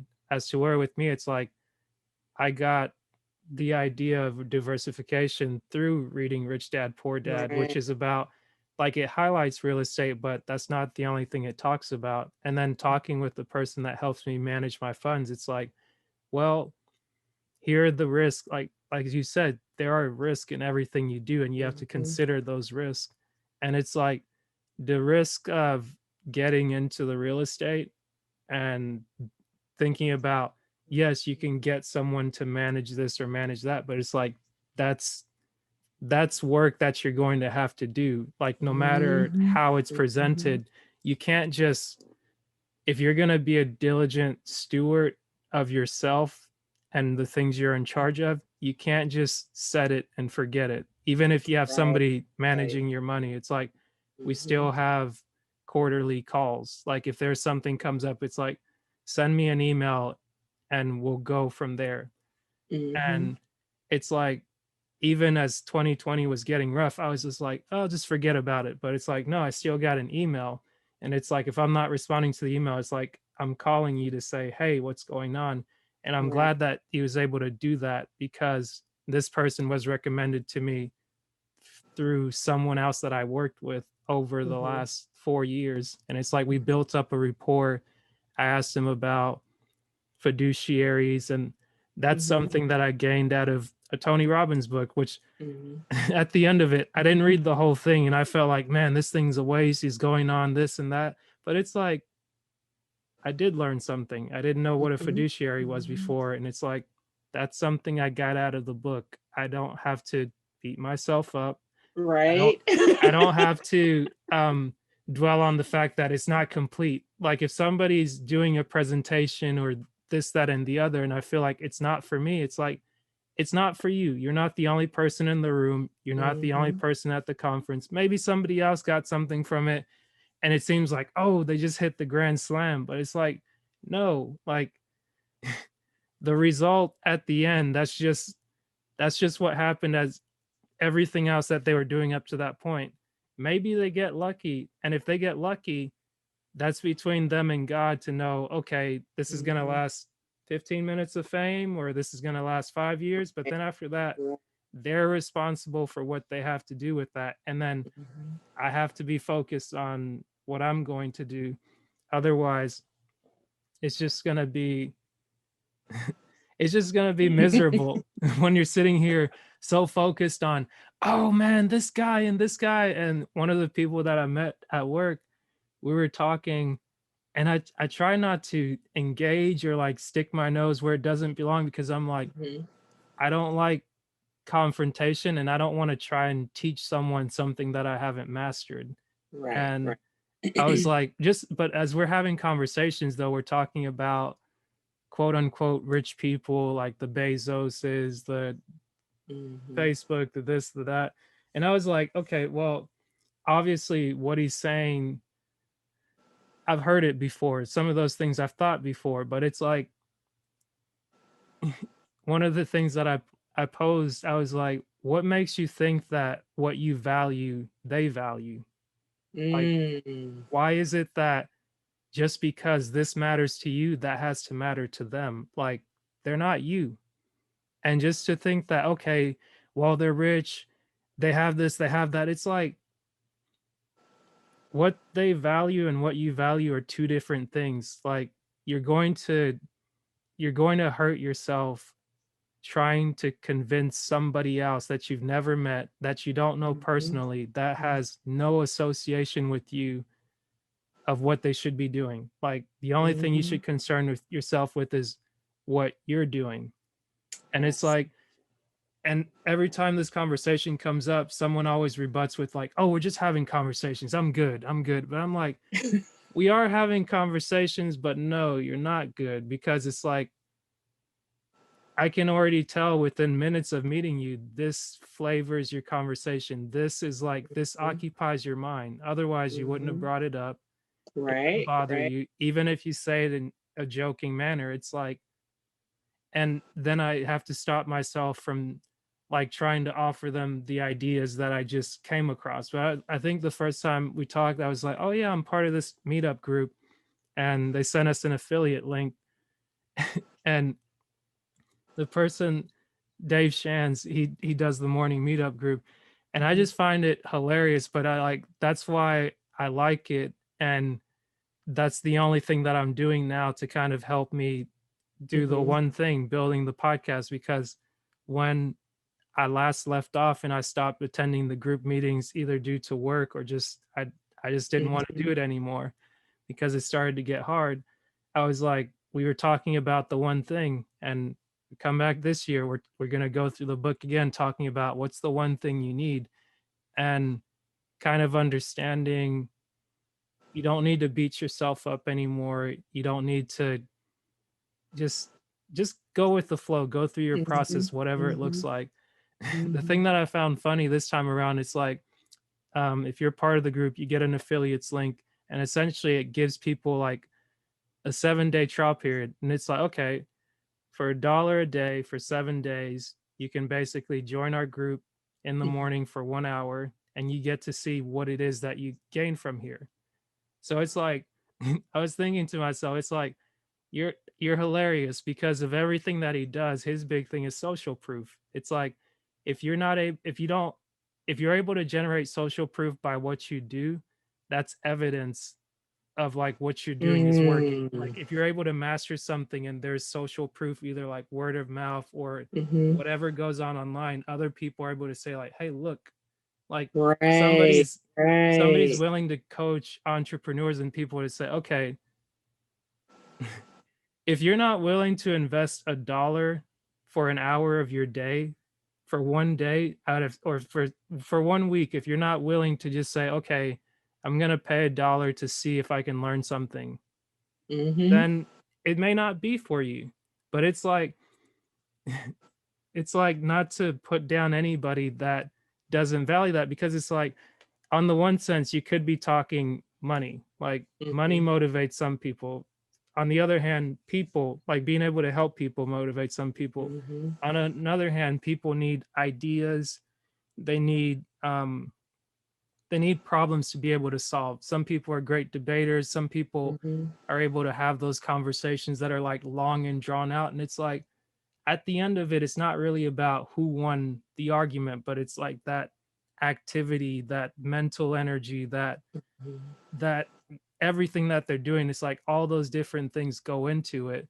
And when I was talking with him, I was like, oh yeah, they had for the month of January was like the millionaire mindset. So over the years, he's made many friends and built up a great network of people where he's Mm. interviewed them on his podcast, or he's um he's interacted with them in some way. So he brings them onto the call during a certain segment, and he does like an impromptu interview, allows people to talk with them.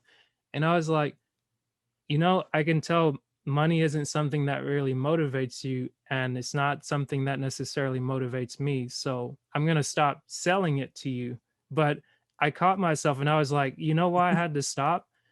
Even though I'm telling you about this, that's literally, I'm social proof of his group. Because, like, Mhm. from my experience of jumping back into the group after a year of being out, jumping into the month, and I was like, oh, yeah, that's why I joined this group, for like the like fun banter, the back and Mhm. forth, having the Mhm. structure to say, like, this is what I'm going to start my day with, like to have this in the ear, asking yourself, what are the things that you need to be doing? Like, are you staying on track? And then in getting back into the environment, being able to have an accountability partner that kind of reminds me, hey, like, you have a tendency to just jump with your whole self into stuff, but then that's great, but you're jumping into too many things. So stay focused on that one thing Right. and don't try to make up for lost time to think, oh, well, you did this whole thing for years. Like, yeah, I had to show up every single week and do this. And then doing it one day turned into a couple of days, turned into this. And it's like, it took me time to do that. So, although you may have an idea to create something, great, write it down and then work on it. And it's like, okay, you can work on it with yourself, or hey, go meet somebody that's already done it, or somebody that's in the process that's a little bit further along, somebody that you want to talk to, somebody that you respect. It's like, oh, you've already done it? Great. Like, or maybe even somebody who tried it and failed. right. To find out, okay, what triggered the failure? Right. So you don't make the same mistakes. Right. And I guess in telling him all that, I was like, you just reminded me why I like that group and what I gained from it, because I'm getting those things. Like, okay, I'm doing podcasts. Obviously, the host of the group, he's podcasting and he's further along than I am. And it's like, I think last week or 2 weeks ago, he did an interview with Grant Cardone. And Grant Cardone is one of those like big names that's big into like the entrepreneurial space and stuff. And he talked about his experience with it. In talking about it, obviously he encouraged everybody like, hey, you guys need to watch this thing. We're going to have a watch party. They did a watch party. They did the whole thing. And like, I kept having to fight that part of myself that told me, do. It's like, yeah, he's saying it, but he's not necessarily saying it to you. Like, although he may be speaking at you, like it's not for you. Like, you can watch it, but it's online, it's recorded. When it's time to get to it, you'll get to it. And I think I watched it during part of my break one night, and I was like, huh, that's interesting. And then again, I had to fight the temptation of wanting to share it with somebody there, because it's like, no, like, don't do that. Like, they don't need that. They don't need that smoke. They don't need that. Like, they're here to do them. Like, leave people alone and worry about you. Like, worry about yourself. Like, if you got one nugget from it, great. Write it down. But I totally understand how you feel, because when I have some good information, I want to share it with everybody, right? And it's like, well, maybe they don't see it the way I see it. Maybe they're not even concerned about it. So you're right. Sometimes we have to reel ourselves in. But it helps to have this group, at least for me, to have it as like the outlet where it's like, if you want to speak up, you're encouraged to speak up, because we're doing a book read. So then it's like, we're going to read a chapter of the book each day. So it's like, on the one hand, you're reading a book. If you hadn't read a book in a while, like, hey, and he's saying it over and over. He's like, hey, so far we've read 2 books this year. How many people can say they've read 2 books? Like, how many people can say they got the physical book, they read it cover to cover? And it's like, be thinking about the things that you're becoming. And he's somebody that's a student of Jim Rohn. And I was like, oh, okay, like, I heard Jim Rohn say that. I can see the results of like him listening to it every day. And I'm listening to it like, I didn't even know that he'd studied Jim Rohn, or maybe I forgot. And it's like, the reason I'm listening to it, I'm not doing it because he's doing it. I may have done that in the past, where it's just like, this successful person does these things, so I just write them down. Like, I want to do these things. But now it's like, no, just I'm doing this because I notice that it helps me in my day. I like the tone of the video. I like the pacing of it. I like the messaging. I can mix it right along with my music. Like, I'll do some breathing for meditation. And it's like, hey, I can just do that. If I want to read one Bible verse, not an entire chapter, not 3 different books, like, I'm just going to read that, and I'm going to keep it to myself. I'm not going to share with anybody, because every time you share stuff with people, it turns into a competition. It turns into this, it turns into that. It's like, I don't want any of that smoke. So I'm just going to build myself up. I'm just going to keep doing this project of mine. I'm not going to call it little. I'm just going to do this project of mine. I'm going to build me. And then when people start to take notice, I'll just say thank you and keep it moving. I'm not going to try to explain it. They're like, oh, how can you do this? How are you able to? I was like, I don't know. I'm just, No, but you're right. And I I might laugh know, but I'm because, not going to explain it because I don't think you're really asking for the reasons you think you're asking. It's like you see right. something, you're curious, but I'm not ready to explain it yet. When I am, you'll know. Exactly. Exactly. On your terms and your time. There's nothing wrong with that. Yeah. But I laugh when you said one Bible verse a day because I used to beat up on myself. So I would sign up for these plans and Hmm. these study groups, and then I would miss a day or miss, the reading, and I would just beat up on myself and I would feel so guilty. Yeah. And it would affect every aspect of my life Everything. because I felt guilty. And I was like, Right. wait a minute. You're like, I This can't read needs to this. stop. It's like this, like that messed me up bad. Like Mhm. I missed a registration date for something and it really put me in a spiral because I was like, I missed this deadline and then I missed this deadline and I missed this one. Like, how in the world am I going to be able to do my job? And I just started to devolve into like, Mhm.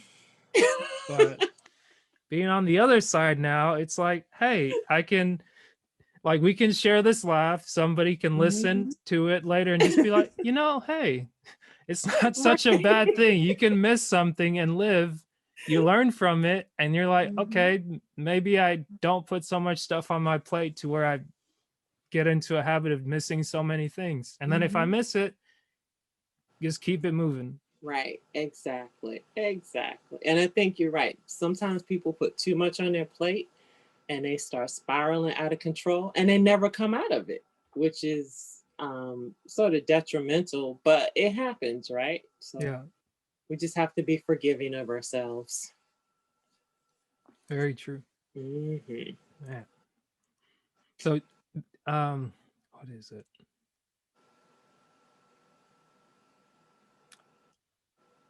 I guess there's this other. This is one of the main questions that I started to ask when I first started the podcast, and I want to ask it to you. Hmm. Who do you say you are? Who do I say I am? First off, I say I am a woman. I am a Black woman. um, Actually, no one has asked me that question in a long time. But I will tell you this, when people used to say, "Who are you?" I would say, I am the daughter of Bessie and Eugene, the granddaughter of, and I would list out like all of my relatives, right? Hmm. And so that would give you an idea of my heritage, right? But now I think, as we continue to evolve, that's still a part of it. But now I think that who I am is it's multifaceted, right? Yeah. It's more than one thing. It's more than my job, even though my job has, allowed me to grow in so many areas, especially being in a leadership position, you get to experience it all. Mm. My family has grounded who I am and made me, this confident woman that, kind of like, okay, I can do this. There's nothing that can get in my way that I cannot attempt, right? Hmm. I may not succeed, but I can definitely try. And so I think that, who I am is just, I'm strong, I'm confident, I am definitely Black, and I am definitely a woman. Awesome. Yep. So, and we can have a whole nother conversation at another time about the difference between Black and African American. Mm. That's a Because big conversation. yes, I consider myself Black. Gotcha. That Mhm.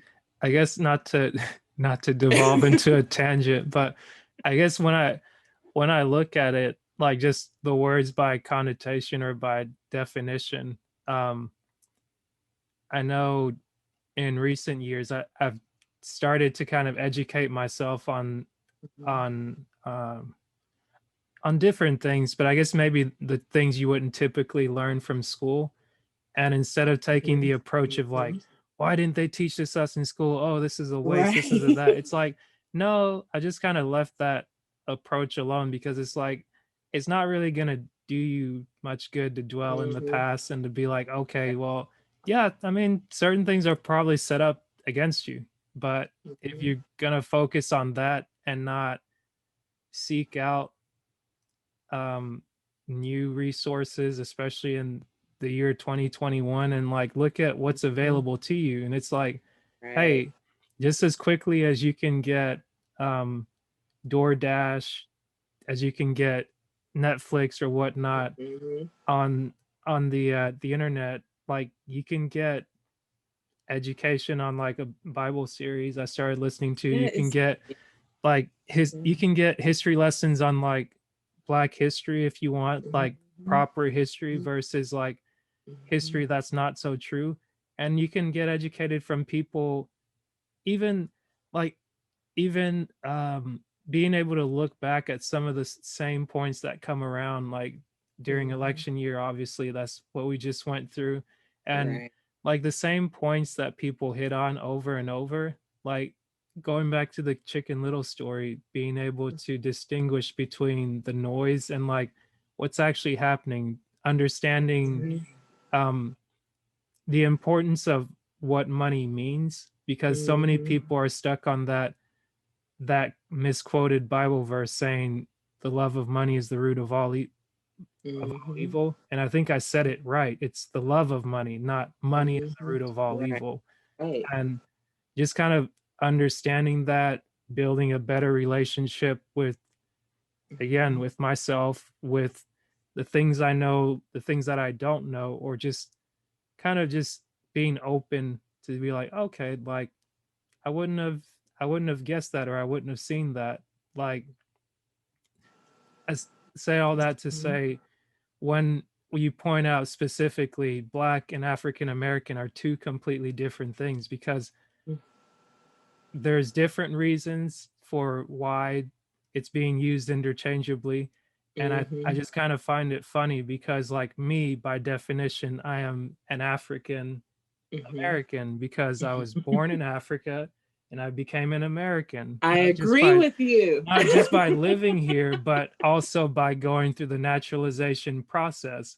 And I Uh-huh. guess I know, um, just to touch on it, but otherwise it's like we might be here for a while.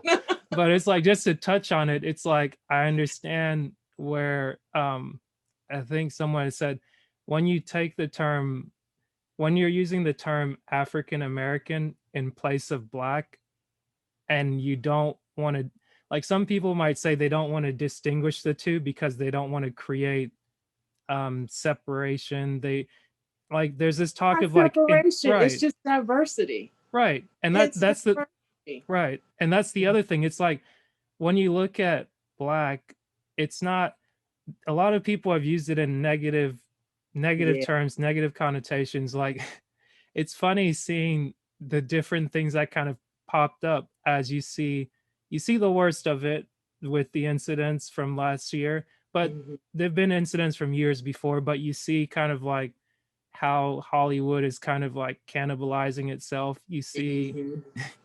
I've seen it pointed out before where you see like the cartoons, you see Mhm. oldies and goodies or whatnot, and you're like, huh, Right. you kind of look at it from a different lens, but also being able to look at certain things and not just have it like, oh, like we're all riding in on the white shining horse, like we're all noble and like, oh, we know better now. Those people were idiots. It's like, no, like until you understand the better part of yourself, like even somebody that's like, what's the worst of the worst, like someone that's racist, that's completely Mhm. ignorant, that doesn't care, it's like not to bend over backwards and just like create a mental jungle or whatnot in your head, but it's like to understand where people are or what people are. It's like they're that way for a reason, like they were Right. either taught that, they were indoctrinated into it, they were presented something in one way. And it's like, if you don't think you can become that in all of your nobleness, that's kind of naive. Like, even Mhm. though if you're thinking like, oh, I would never, it's like, eh. And something that was kind of funny listening to different talk shows and things like that, they had the incidents over in Seattle happen where I'm just going to be honest. I don't know the details of it. I wasn't on the ground. I wasn't there, anything of the other. That's why it's like, I don't even want to comment on it. But listening to someone like Joe Rogan, who's a comedian, and like trying to bring the comedic aspect into things, it's like, okay, you had a group. I'm sure you had multiple groups, but from the outside looking in, you have a group of people that come together and they're like, we want to create a space that's fair for everybody. Like, we don't like these restrictions. But it's like, what do they immediately do? They take they take a place by force that doesn't belong to them. Yes. Establish borders.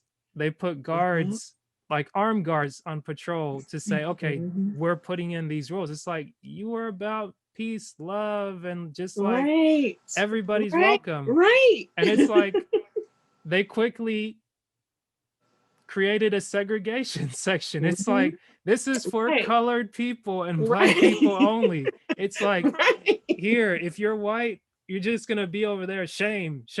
Like, they might as well turned it into a thing from Game of Thrones where it's like, we're gonna throw rice at you, or we're gonna stone you. And it's like, when you read, as much as like the Bible gets devalued, or how, like, I just stopped reading it for a while last year because like I got it into my mind so much to where it's like, somebody was talking about the self-righteousness of it, or how Christians are always this, and I'm like, yeah, you're right, yeah. And I was like, I kind of forgot what it is that I'm doing. It's like, yeah, there is the self-righteous aspect of it where people get too cocky, too confident into like what they think they understand, and they're not able to draw limitations as to like, this is what I know, this is what I don't know, or this is what I think I know. But then it's like, being able to step back, and what kind of got me interested into it was like Jordan Peterson, like seeing a psychologist trying to understand the Bible from a psychological perspective, because it's like, okay, if you look at what the Bible is, it's a book. Like, when you look at it physically, it's a book. And if you try to understand it like you would try to understand other books, it's like, okay, this is something that was created over a period of time.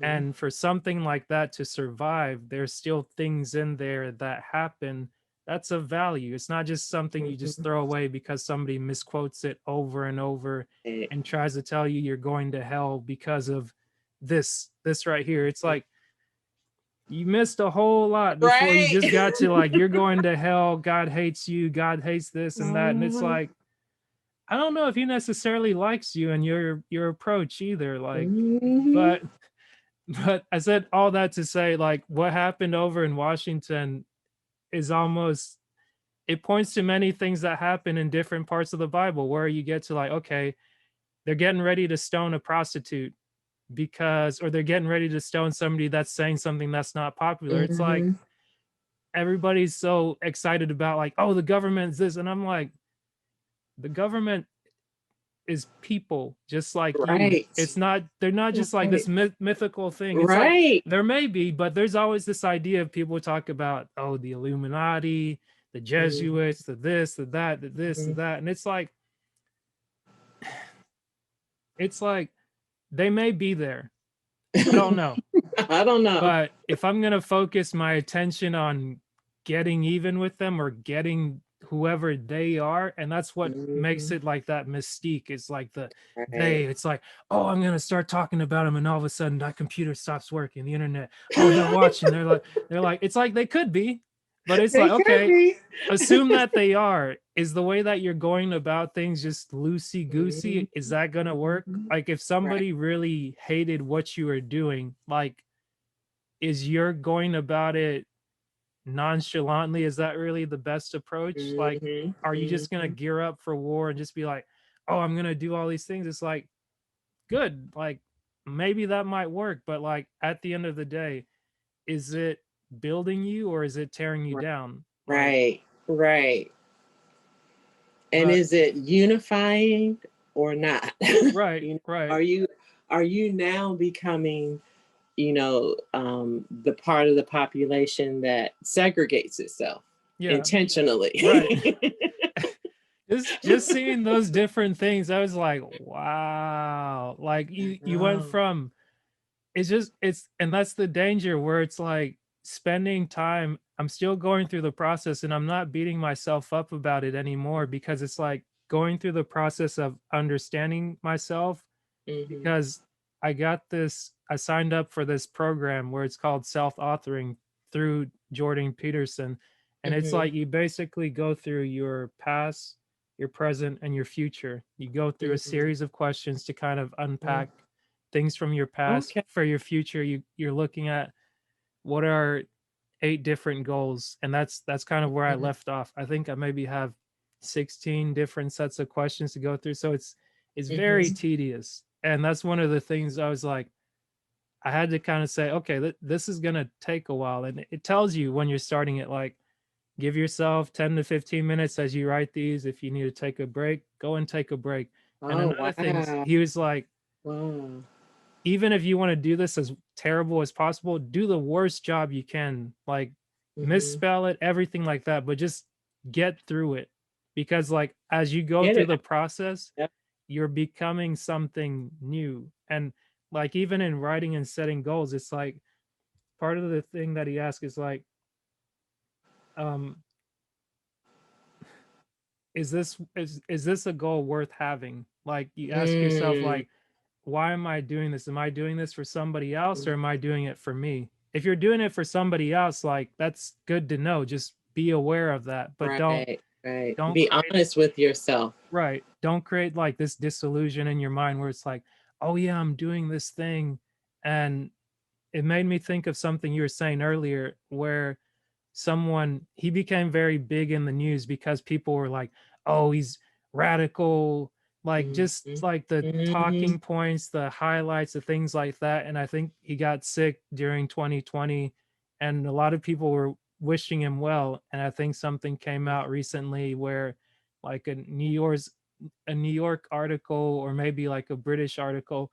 I was almost thinking about it when I laughed. I was like not laughing at his pain, but laughing at the reporter that he interacted with. I was like, oh, this must be Kathy Newman's cousin or something or sister, where they sound similar, but like there was an incident where he had an interview with her and basically they go on for like an hour or whatnot. They cut 20 minutes of it and they put it online because they thought it was great and they try to paint him in such a bad light.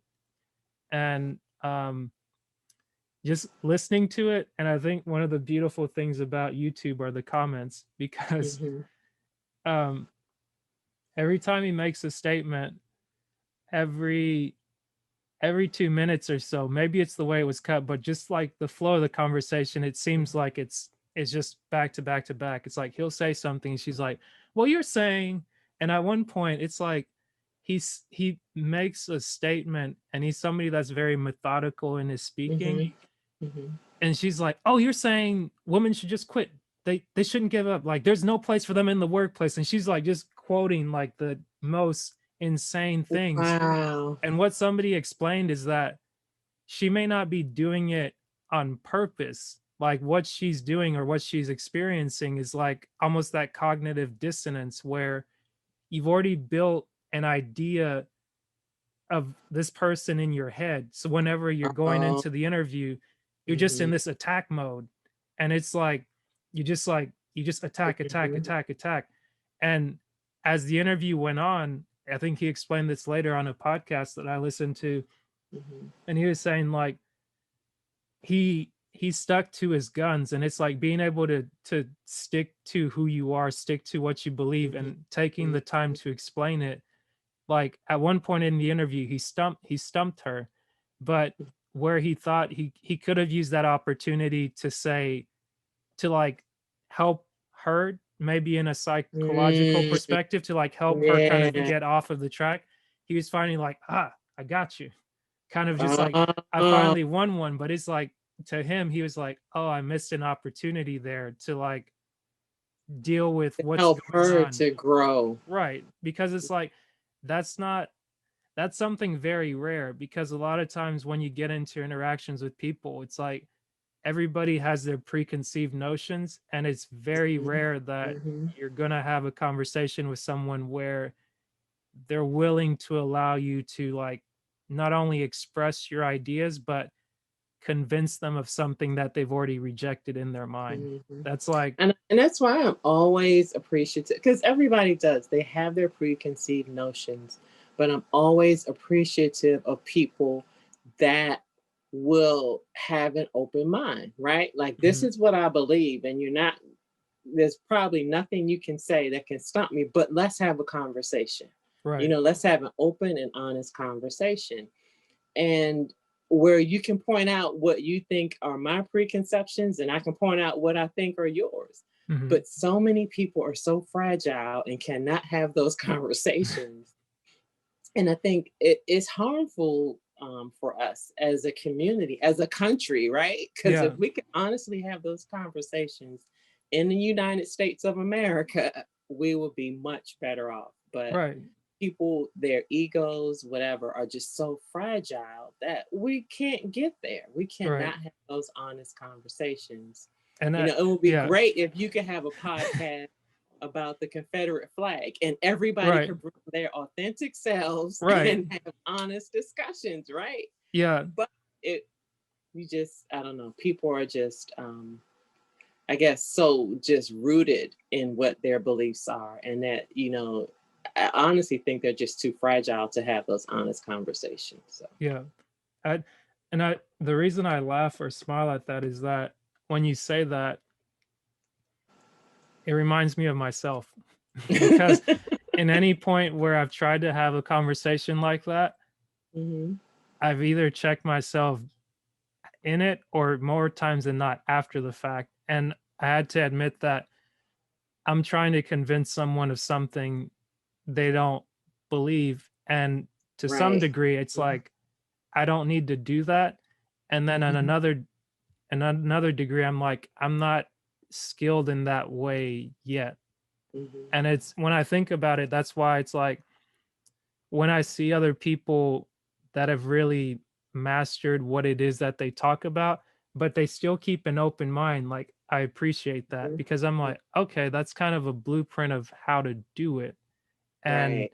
Right. in the same way that in learning to podcast and learning how to speak publicly or speak to another person to not interrupt them when they're talking or to pause when I'm hmm going to use a filler word or filler phrase, it's hmm like it it's teaching me something, and it's not something that you just learn it and forget it, because you have to, if you don't practice it, you just, it Yeah. all just Yeah. devolves and one thing after another. But it's Mhm. one of those things where on the one hand, of course, stop beating yourself up over and over again. It's like stop beating yourself up, and then once Mhm. you stop doing that, you can finally focus on, okay, this is what I'd rather do, Mhm.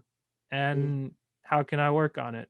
And it's like as you work on it, it's like, huh, that's good, but you got to Right. remember to stop beating yourself up so that you can kind of move forward.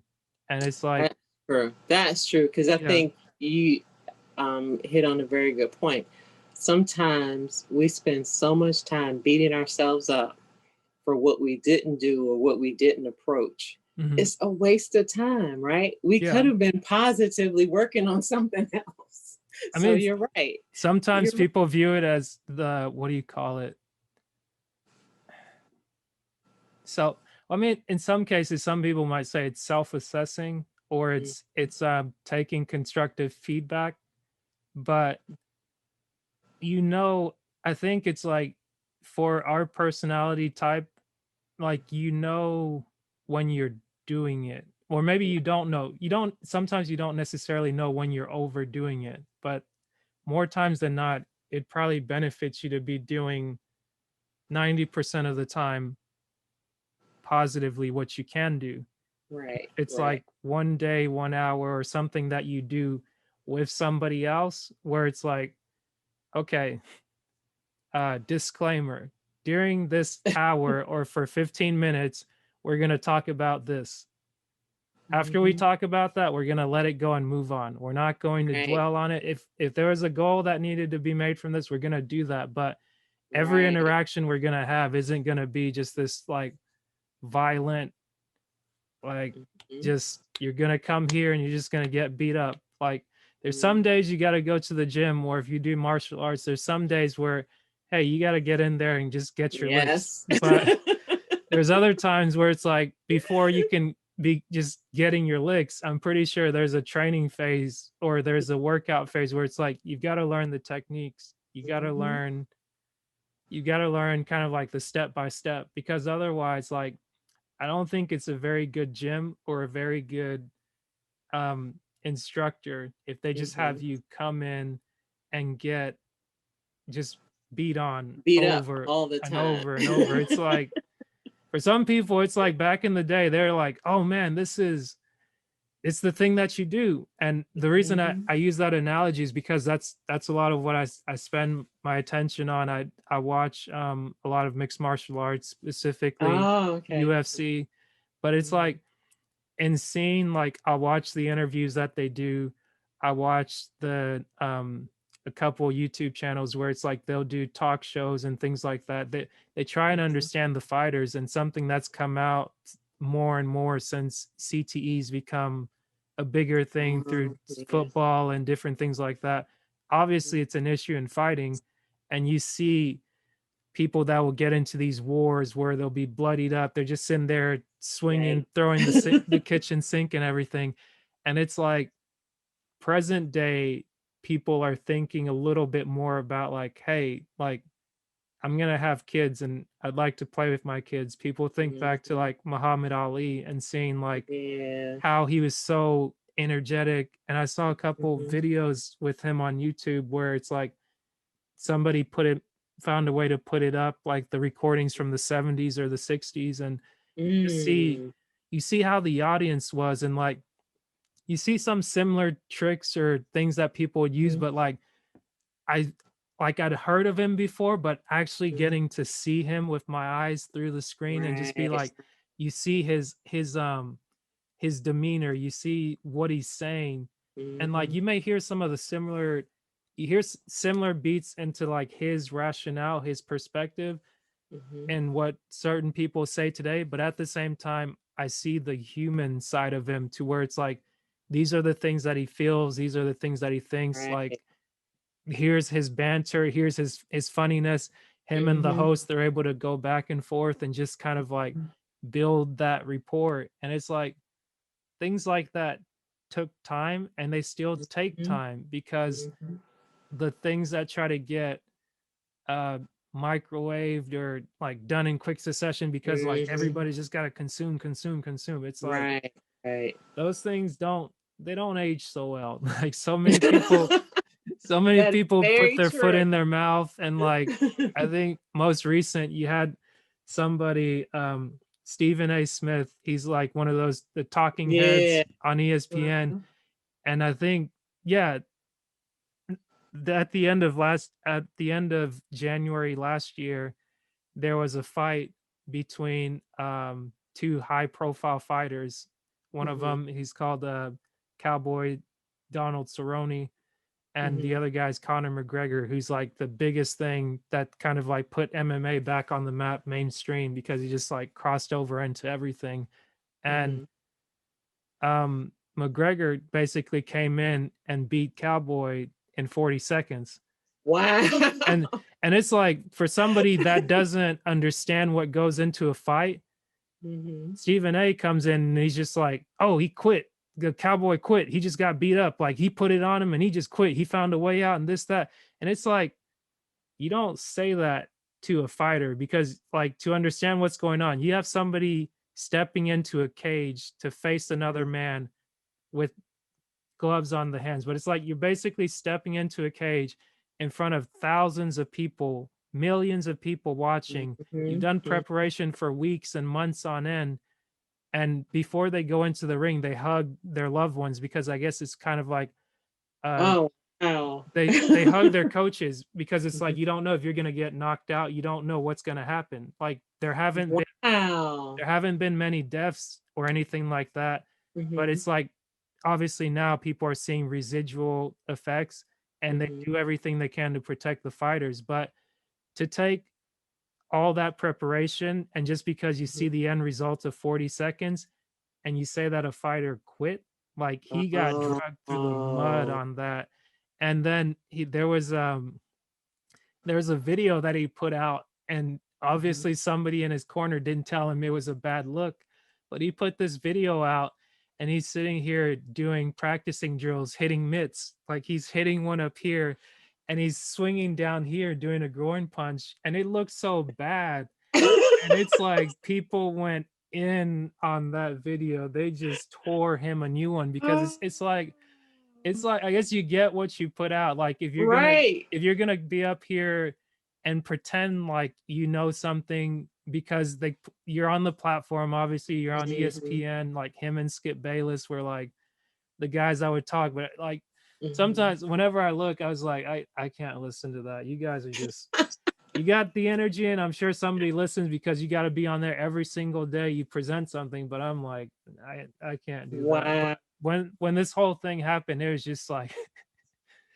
it was hilarious, And and I it's can imagine him defending himself because he has a very strong right, sense of self. right, and it's like I think that happened oh wow, that happened last year, and I think another thing you had a lightweight guy, 155 pounder. He Mhm. I guess the talk with him is like there's him fighting again McGregor, this guy that's like everybody every time they fight him, they're like, oh, that's a big paycheck because he also fought Floyd Mayweather in boxing. He did like Oh. the whole Oh. crossover. Mhm. And for the people that knew, they knew that, oh, this isn't gonna be a fight. You're talking about Floyd Mayweather, that's he was 49-0, I think at the time, and Mhm. I think beating McGregor made him 50-0. And it's like you're talking about a guy that's mastered boxing. And no, he's not a Mike Tyson with like the Mhm. highlight 1 second punch knockout, but it's like if you understand the game, there's like not getting hit is a big thing because you don't get hit, Right. your brain's not getting rattled around, and then you don't end up Right. like an Ali, you don't end up like so many people that have had Mhm. that damage. Right. But like seeing all those things come up, you had Stephen A. This they were since they have a UFC has a partnership with ESPN, so they did a crossover. Well, not well. I mean, since they have a partnership, they have certain people that will interview the fighters. So Mhm. then, Mhm. since Stephen A. I guess is like one of the bigger names at Yeah. ESPN, they decided to have him interview this guy that's like one of the more dominant champions, Mhm. Khabib Nurmagomedov. I'll just call him Khabib. He's Okay. known as the Eagle. So it's like they had him interviewing with Stephen A. and I guess his co-host now, Max. Um, Max, don't know his last name, but he may have had a Mhm. career in boxing and whatnot. And of course, they have to hit like there's certain points, and he was asking him about why he doesn't want to fight McGregor because Mhm. he dominated him so much. So he's like, why not fight him again and get more paid? Again, back to the things that people value. It's like he Mhm. got so pissed off because he was like, I've already beat this guy. I'm fighting this new contender. Like Right. this Right.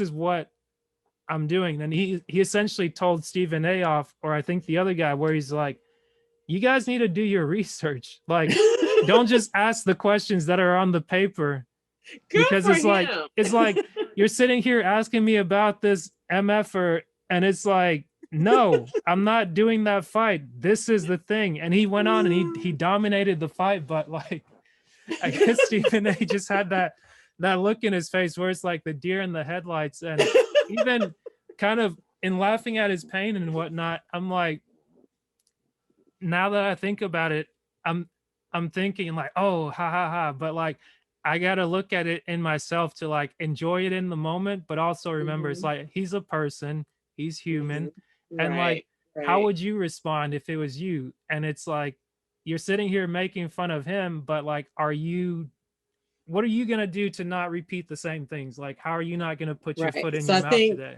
So it's you like, learn from his mistakes, but yeah, also I don't feel sorry for him right, because right. I'm he's gonna stuck. He's put himself in those positions so many times. Right. It's like, I'm not going to feel bad for laughing, but at the same time, I'm like, after I walk away from it for a while, maybe I won't Right. jump on, I won't jump on YouTube and just watch like a compilation of just him hitting his face. But it's like, it helps me to kind of think, if I have to pull a lesson from it, it just helps me to say, okay, how do I not do the same thing? Right. Yeah. Right. Yep, you're right. But hey, a funny compilation or different things that people have been able to do online, it's pretty good to laugh at. It's pretty enjoyable. Yes, laughter is good. We need Yeah. that, especially after this past year, right? Yeah.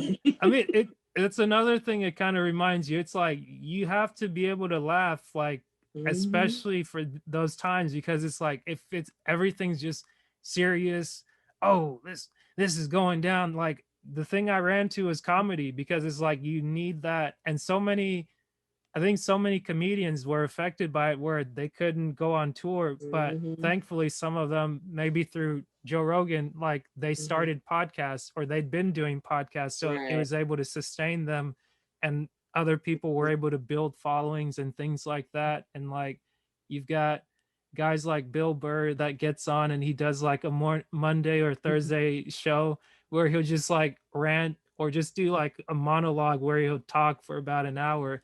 And some days just being able to cut that on and listen to it, it's like, man, that's great. It's something. And you're right. We need balance. I Yeah. mean, as much as we're working on ourselves and trying to continue growth and, moving through all the various processes, that's serious stuff, right? So we do need comedy. We do need to laugh. We just have to have fun. Even though we're trying to do some serious stuff, we still have to have fun, or else we're going to lose our minds. Or get so caught up that, we forget to enjoy the process. Right. Even, But you're right. We have to have fun. We have to find ways of, just enjoying even the people around us or comedians or whatever. Just laugh and have a good old time sometime. That's always, good for you. No matter what. No matter what. Yeah. Well, I better not keep you. I think that's probably a good place to pause for today. But I really appreciated your conversation, your energy, your presence. I appreciated seeing you also. This was great. It's been too long. Yeah. And I like what you said about definitely doing more Zoom calls, because I was thinking, it's like, it's great to have a conversation over the phone, but like having the video element, it's like that kind of adds to it a little bit, because it's like, you get to see the person, you see their mannerisms, and it's like, hey, even if it's for like 2 minutes, it's like, okay, I'm tired of you, like, get out of here.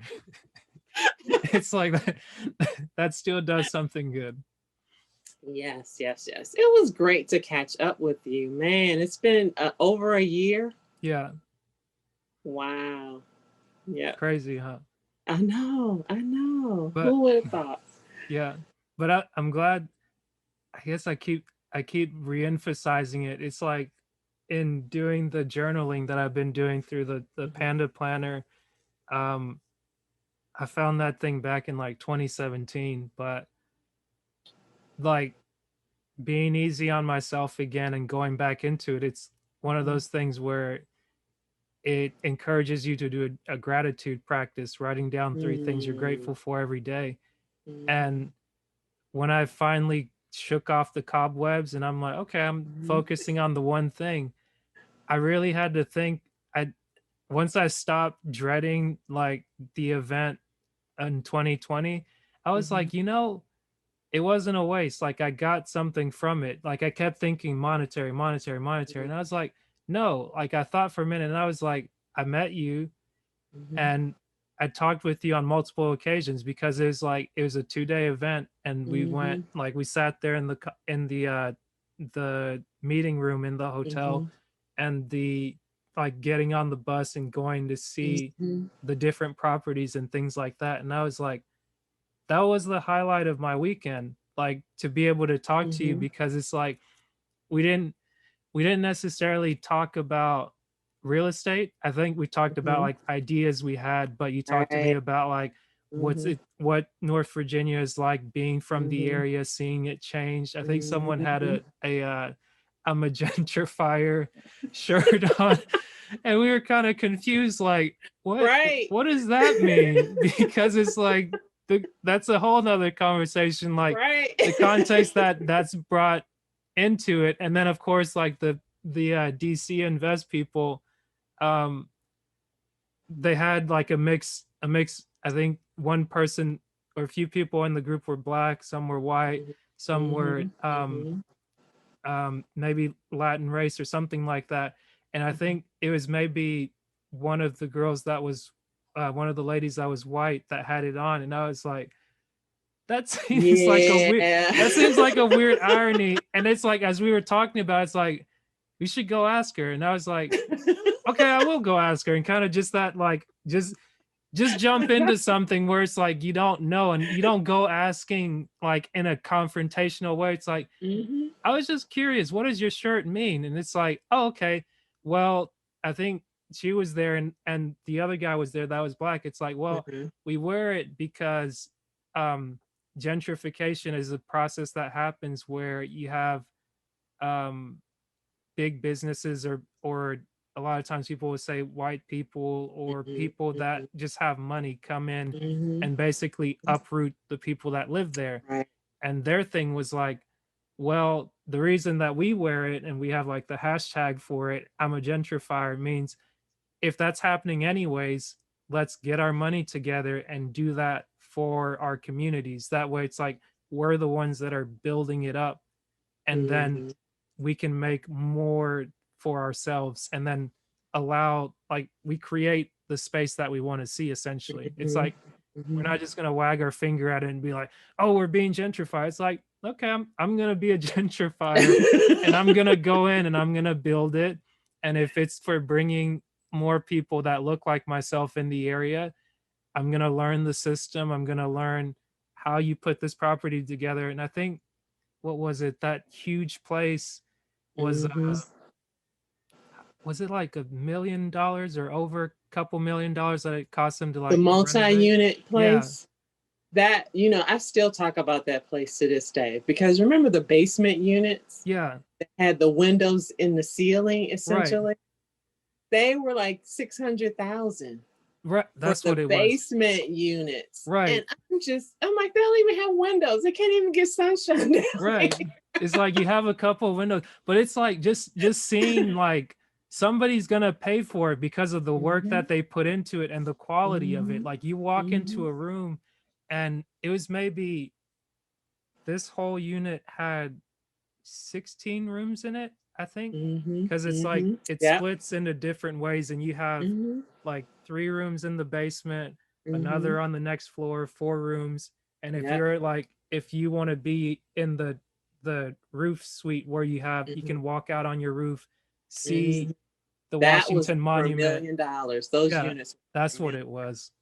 So the basement unit started at 600. I think it was like 650K. Yeah. I'm like, they can't even see outside. Right. But somebody bought it. Yeah. I'm like, wow, that blew my mind. Yeah. Yep. And man, the things you'll see. It's like, and I mean it, just to think, like, if we didn't decide to look at the positives from 2020 and remember how Mhm. it started, like if we just focused on, we didn't get the house, we didn't get the property, we would forget that, hey, you could have been in a bigger hole. Like you could have been Right, worse off. Like, right. hey, we're still here, thankfully. Like a Mhm. lot of people aren't, Mhm. for different reasons. And it's Right. like we're still here. Like I we can know. have I these tell you, I'm conversations and thankful that like, I didn't move forward with it, yeah. because, a lot of these landlord tenant issues, and I've been following some of them, Hmm. like, it's heartbreaking. And from our perspective, we know both sides. Right, There's right. both arguments are valid. So where do you stand, right? Yeah, Whose side are you on? You can't pick a side because yeah. both sides are valid. So I'm just thankful that we're not in that hole, and it's Yep. not something that we have to deal with, and we can continue on with, you know, whatever we want to do. So, you know, we still have options. Yeah. Very true. We still have focus, we still have the energy, and we don't have to put energy in the negativity of, okay, I have tenants who can't pay their rent, or, you know, just we don't have to worry with those issues. I Mhm. would like to know how some people are handling it though, you know, Right. on both sides from our group. But I Yeah. don't know anybody who actually purchased. Mm. And the people that were purchasing were not purchasing in DC. They were actually going back to Chicago Gotcha. because, you know, it was property there was less expensive, and Right. they could follow the model, the true model. Right. So Right. as That makes opposed sense. to DC, where, and I wanted to do that, Hmm. and was really looking forward to doing that in March, but then Yeah. COVID kind of like blew up. It's like, no, I'm staying right here. Yeah. So, Are you still connected with the DC group? you know what? They used to have meetups, and I Hmm. stopped getting the notices. So I don't know. I was wondering, and I said I was actually going to look into that this weekend to see if they still had the meetups, Okay. because I don't know if because of the pandemic, Hmm. they stopped, because they were meeting at a hotel. Right. Right. So, and that was really beneficial. So I went to a couple of those, Hmm. and then I think I went to about 3 of those. But then when COVID really hit, they Yeah. had to switch. And so they were doing, and it wasn't Zoom, it was some other vehicle that they were using. Gotcha. And did a couple of those, and I got the announcement for those, but I never had the opportunity to attend. And then Gotcha. after that, I have not heard anything. So it's been a while since I've heard anything from them. And Cool. I imagine, you know, they're probably dealing with a lot as well, because they own rental property too. And the Right. properties that they were working on, were they able to sell Mm. in time? Because, you know, they had that whole thing about getting the loan, building Right. up the property and selling it, and, Yeah. you know, quick turnaround. So I often wonder if they had, even those units that we looked at. Yeah. Especially that the big one. It's like, is that Yeah. on the market or did it have to get put on hold? That would Yeah. be something. I may reach out to them just for that, just to be able to ask, like, Mhm. how have you been able to deal with this whole situation? And Mhm.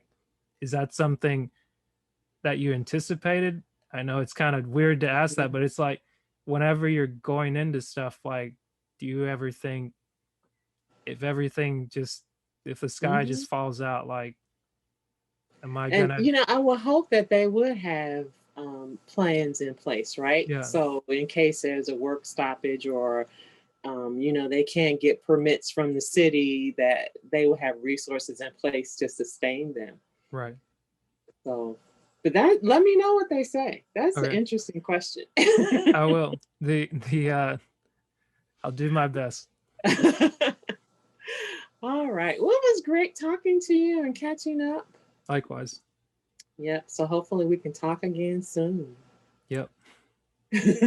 Okay. You take care. You too. All right. Bye. Bye bye.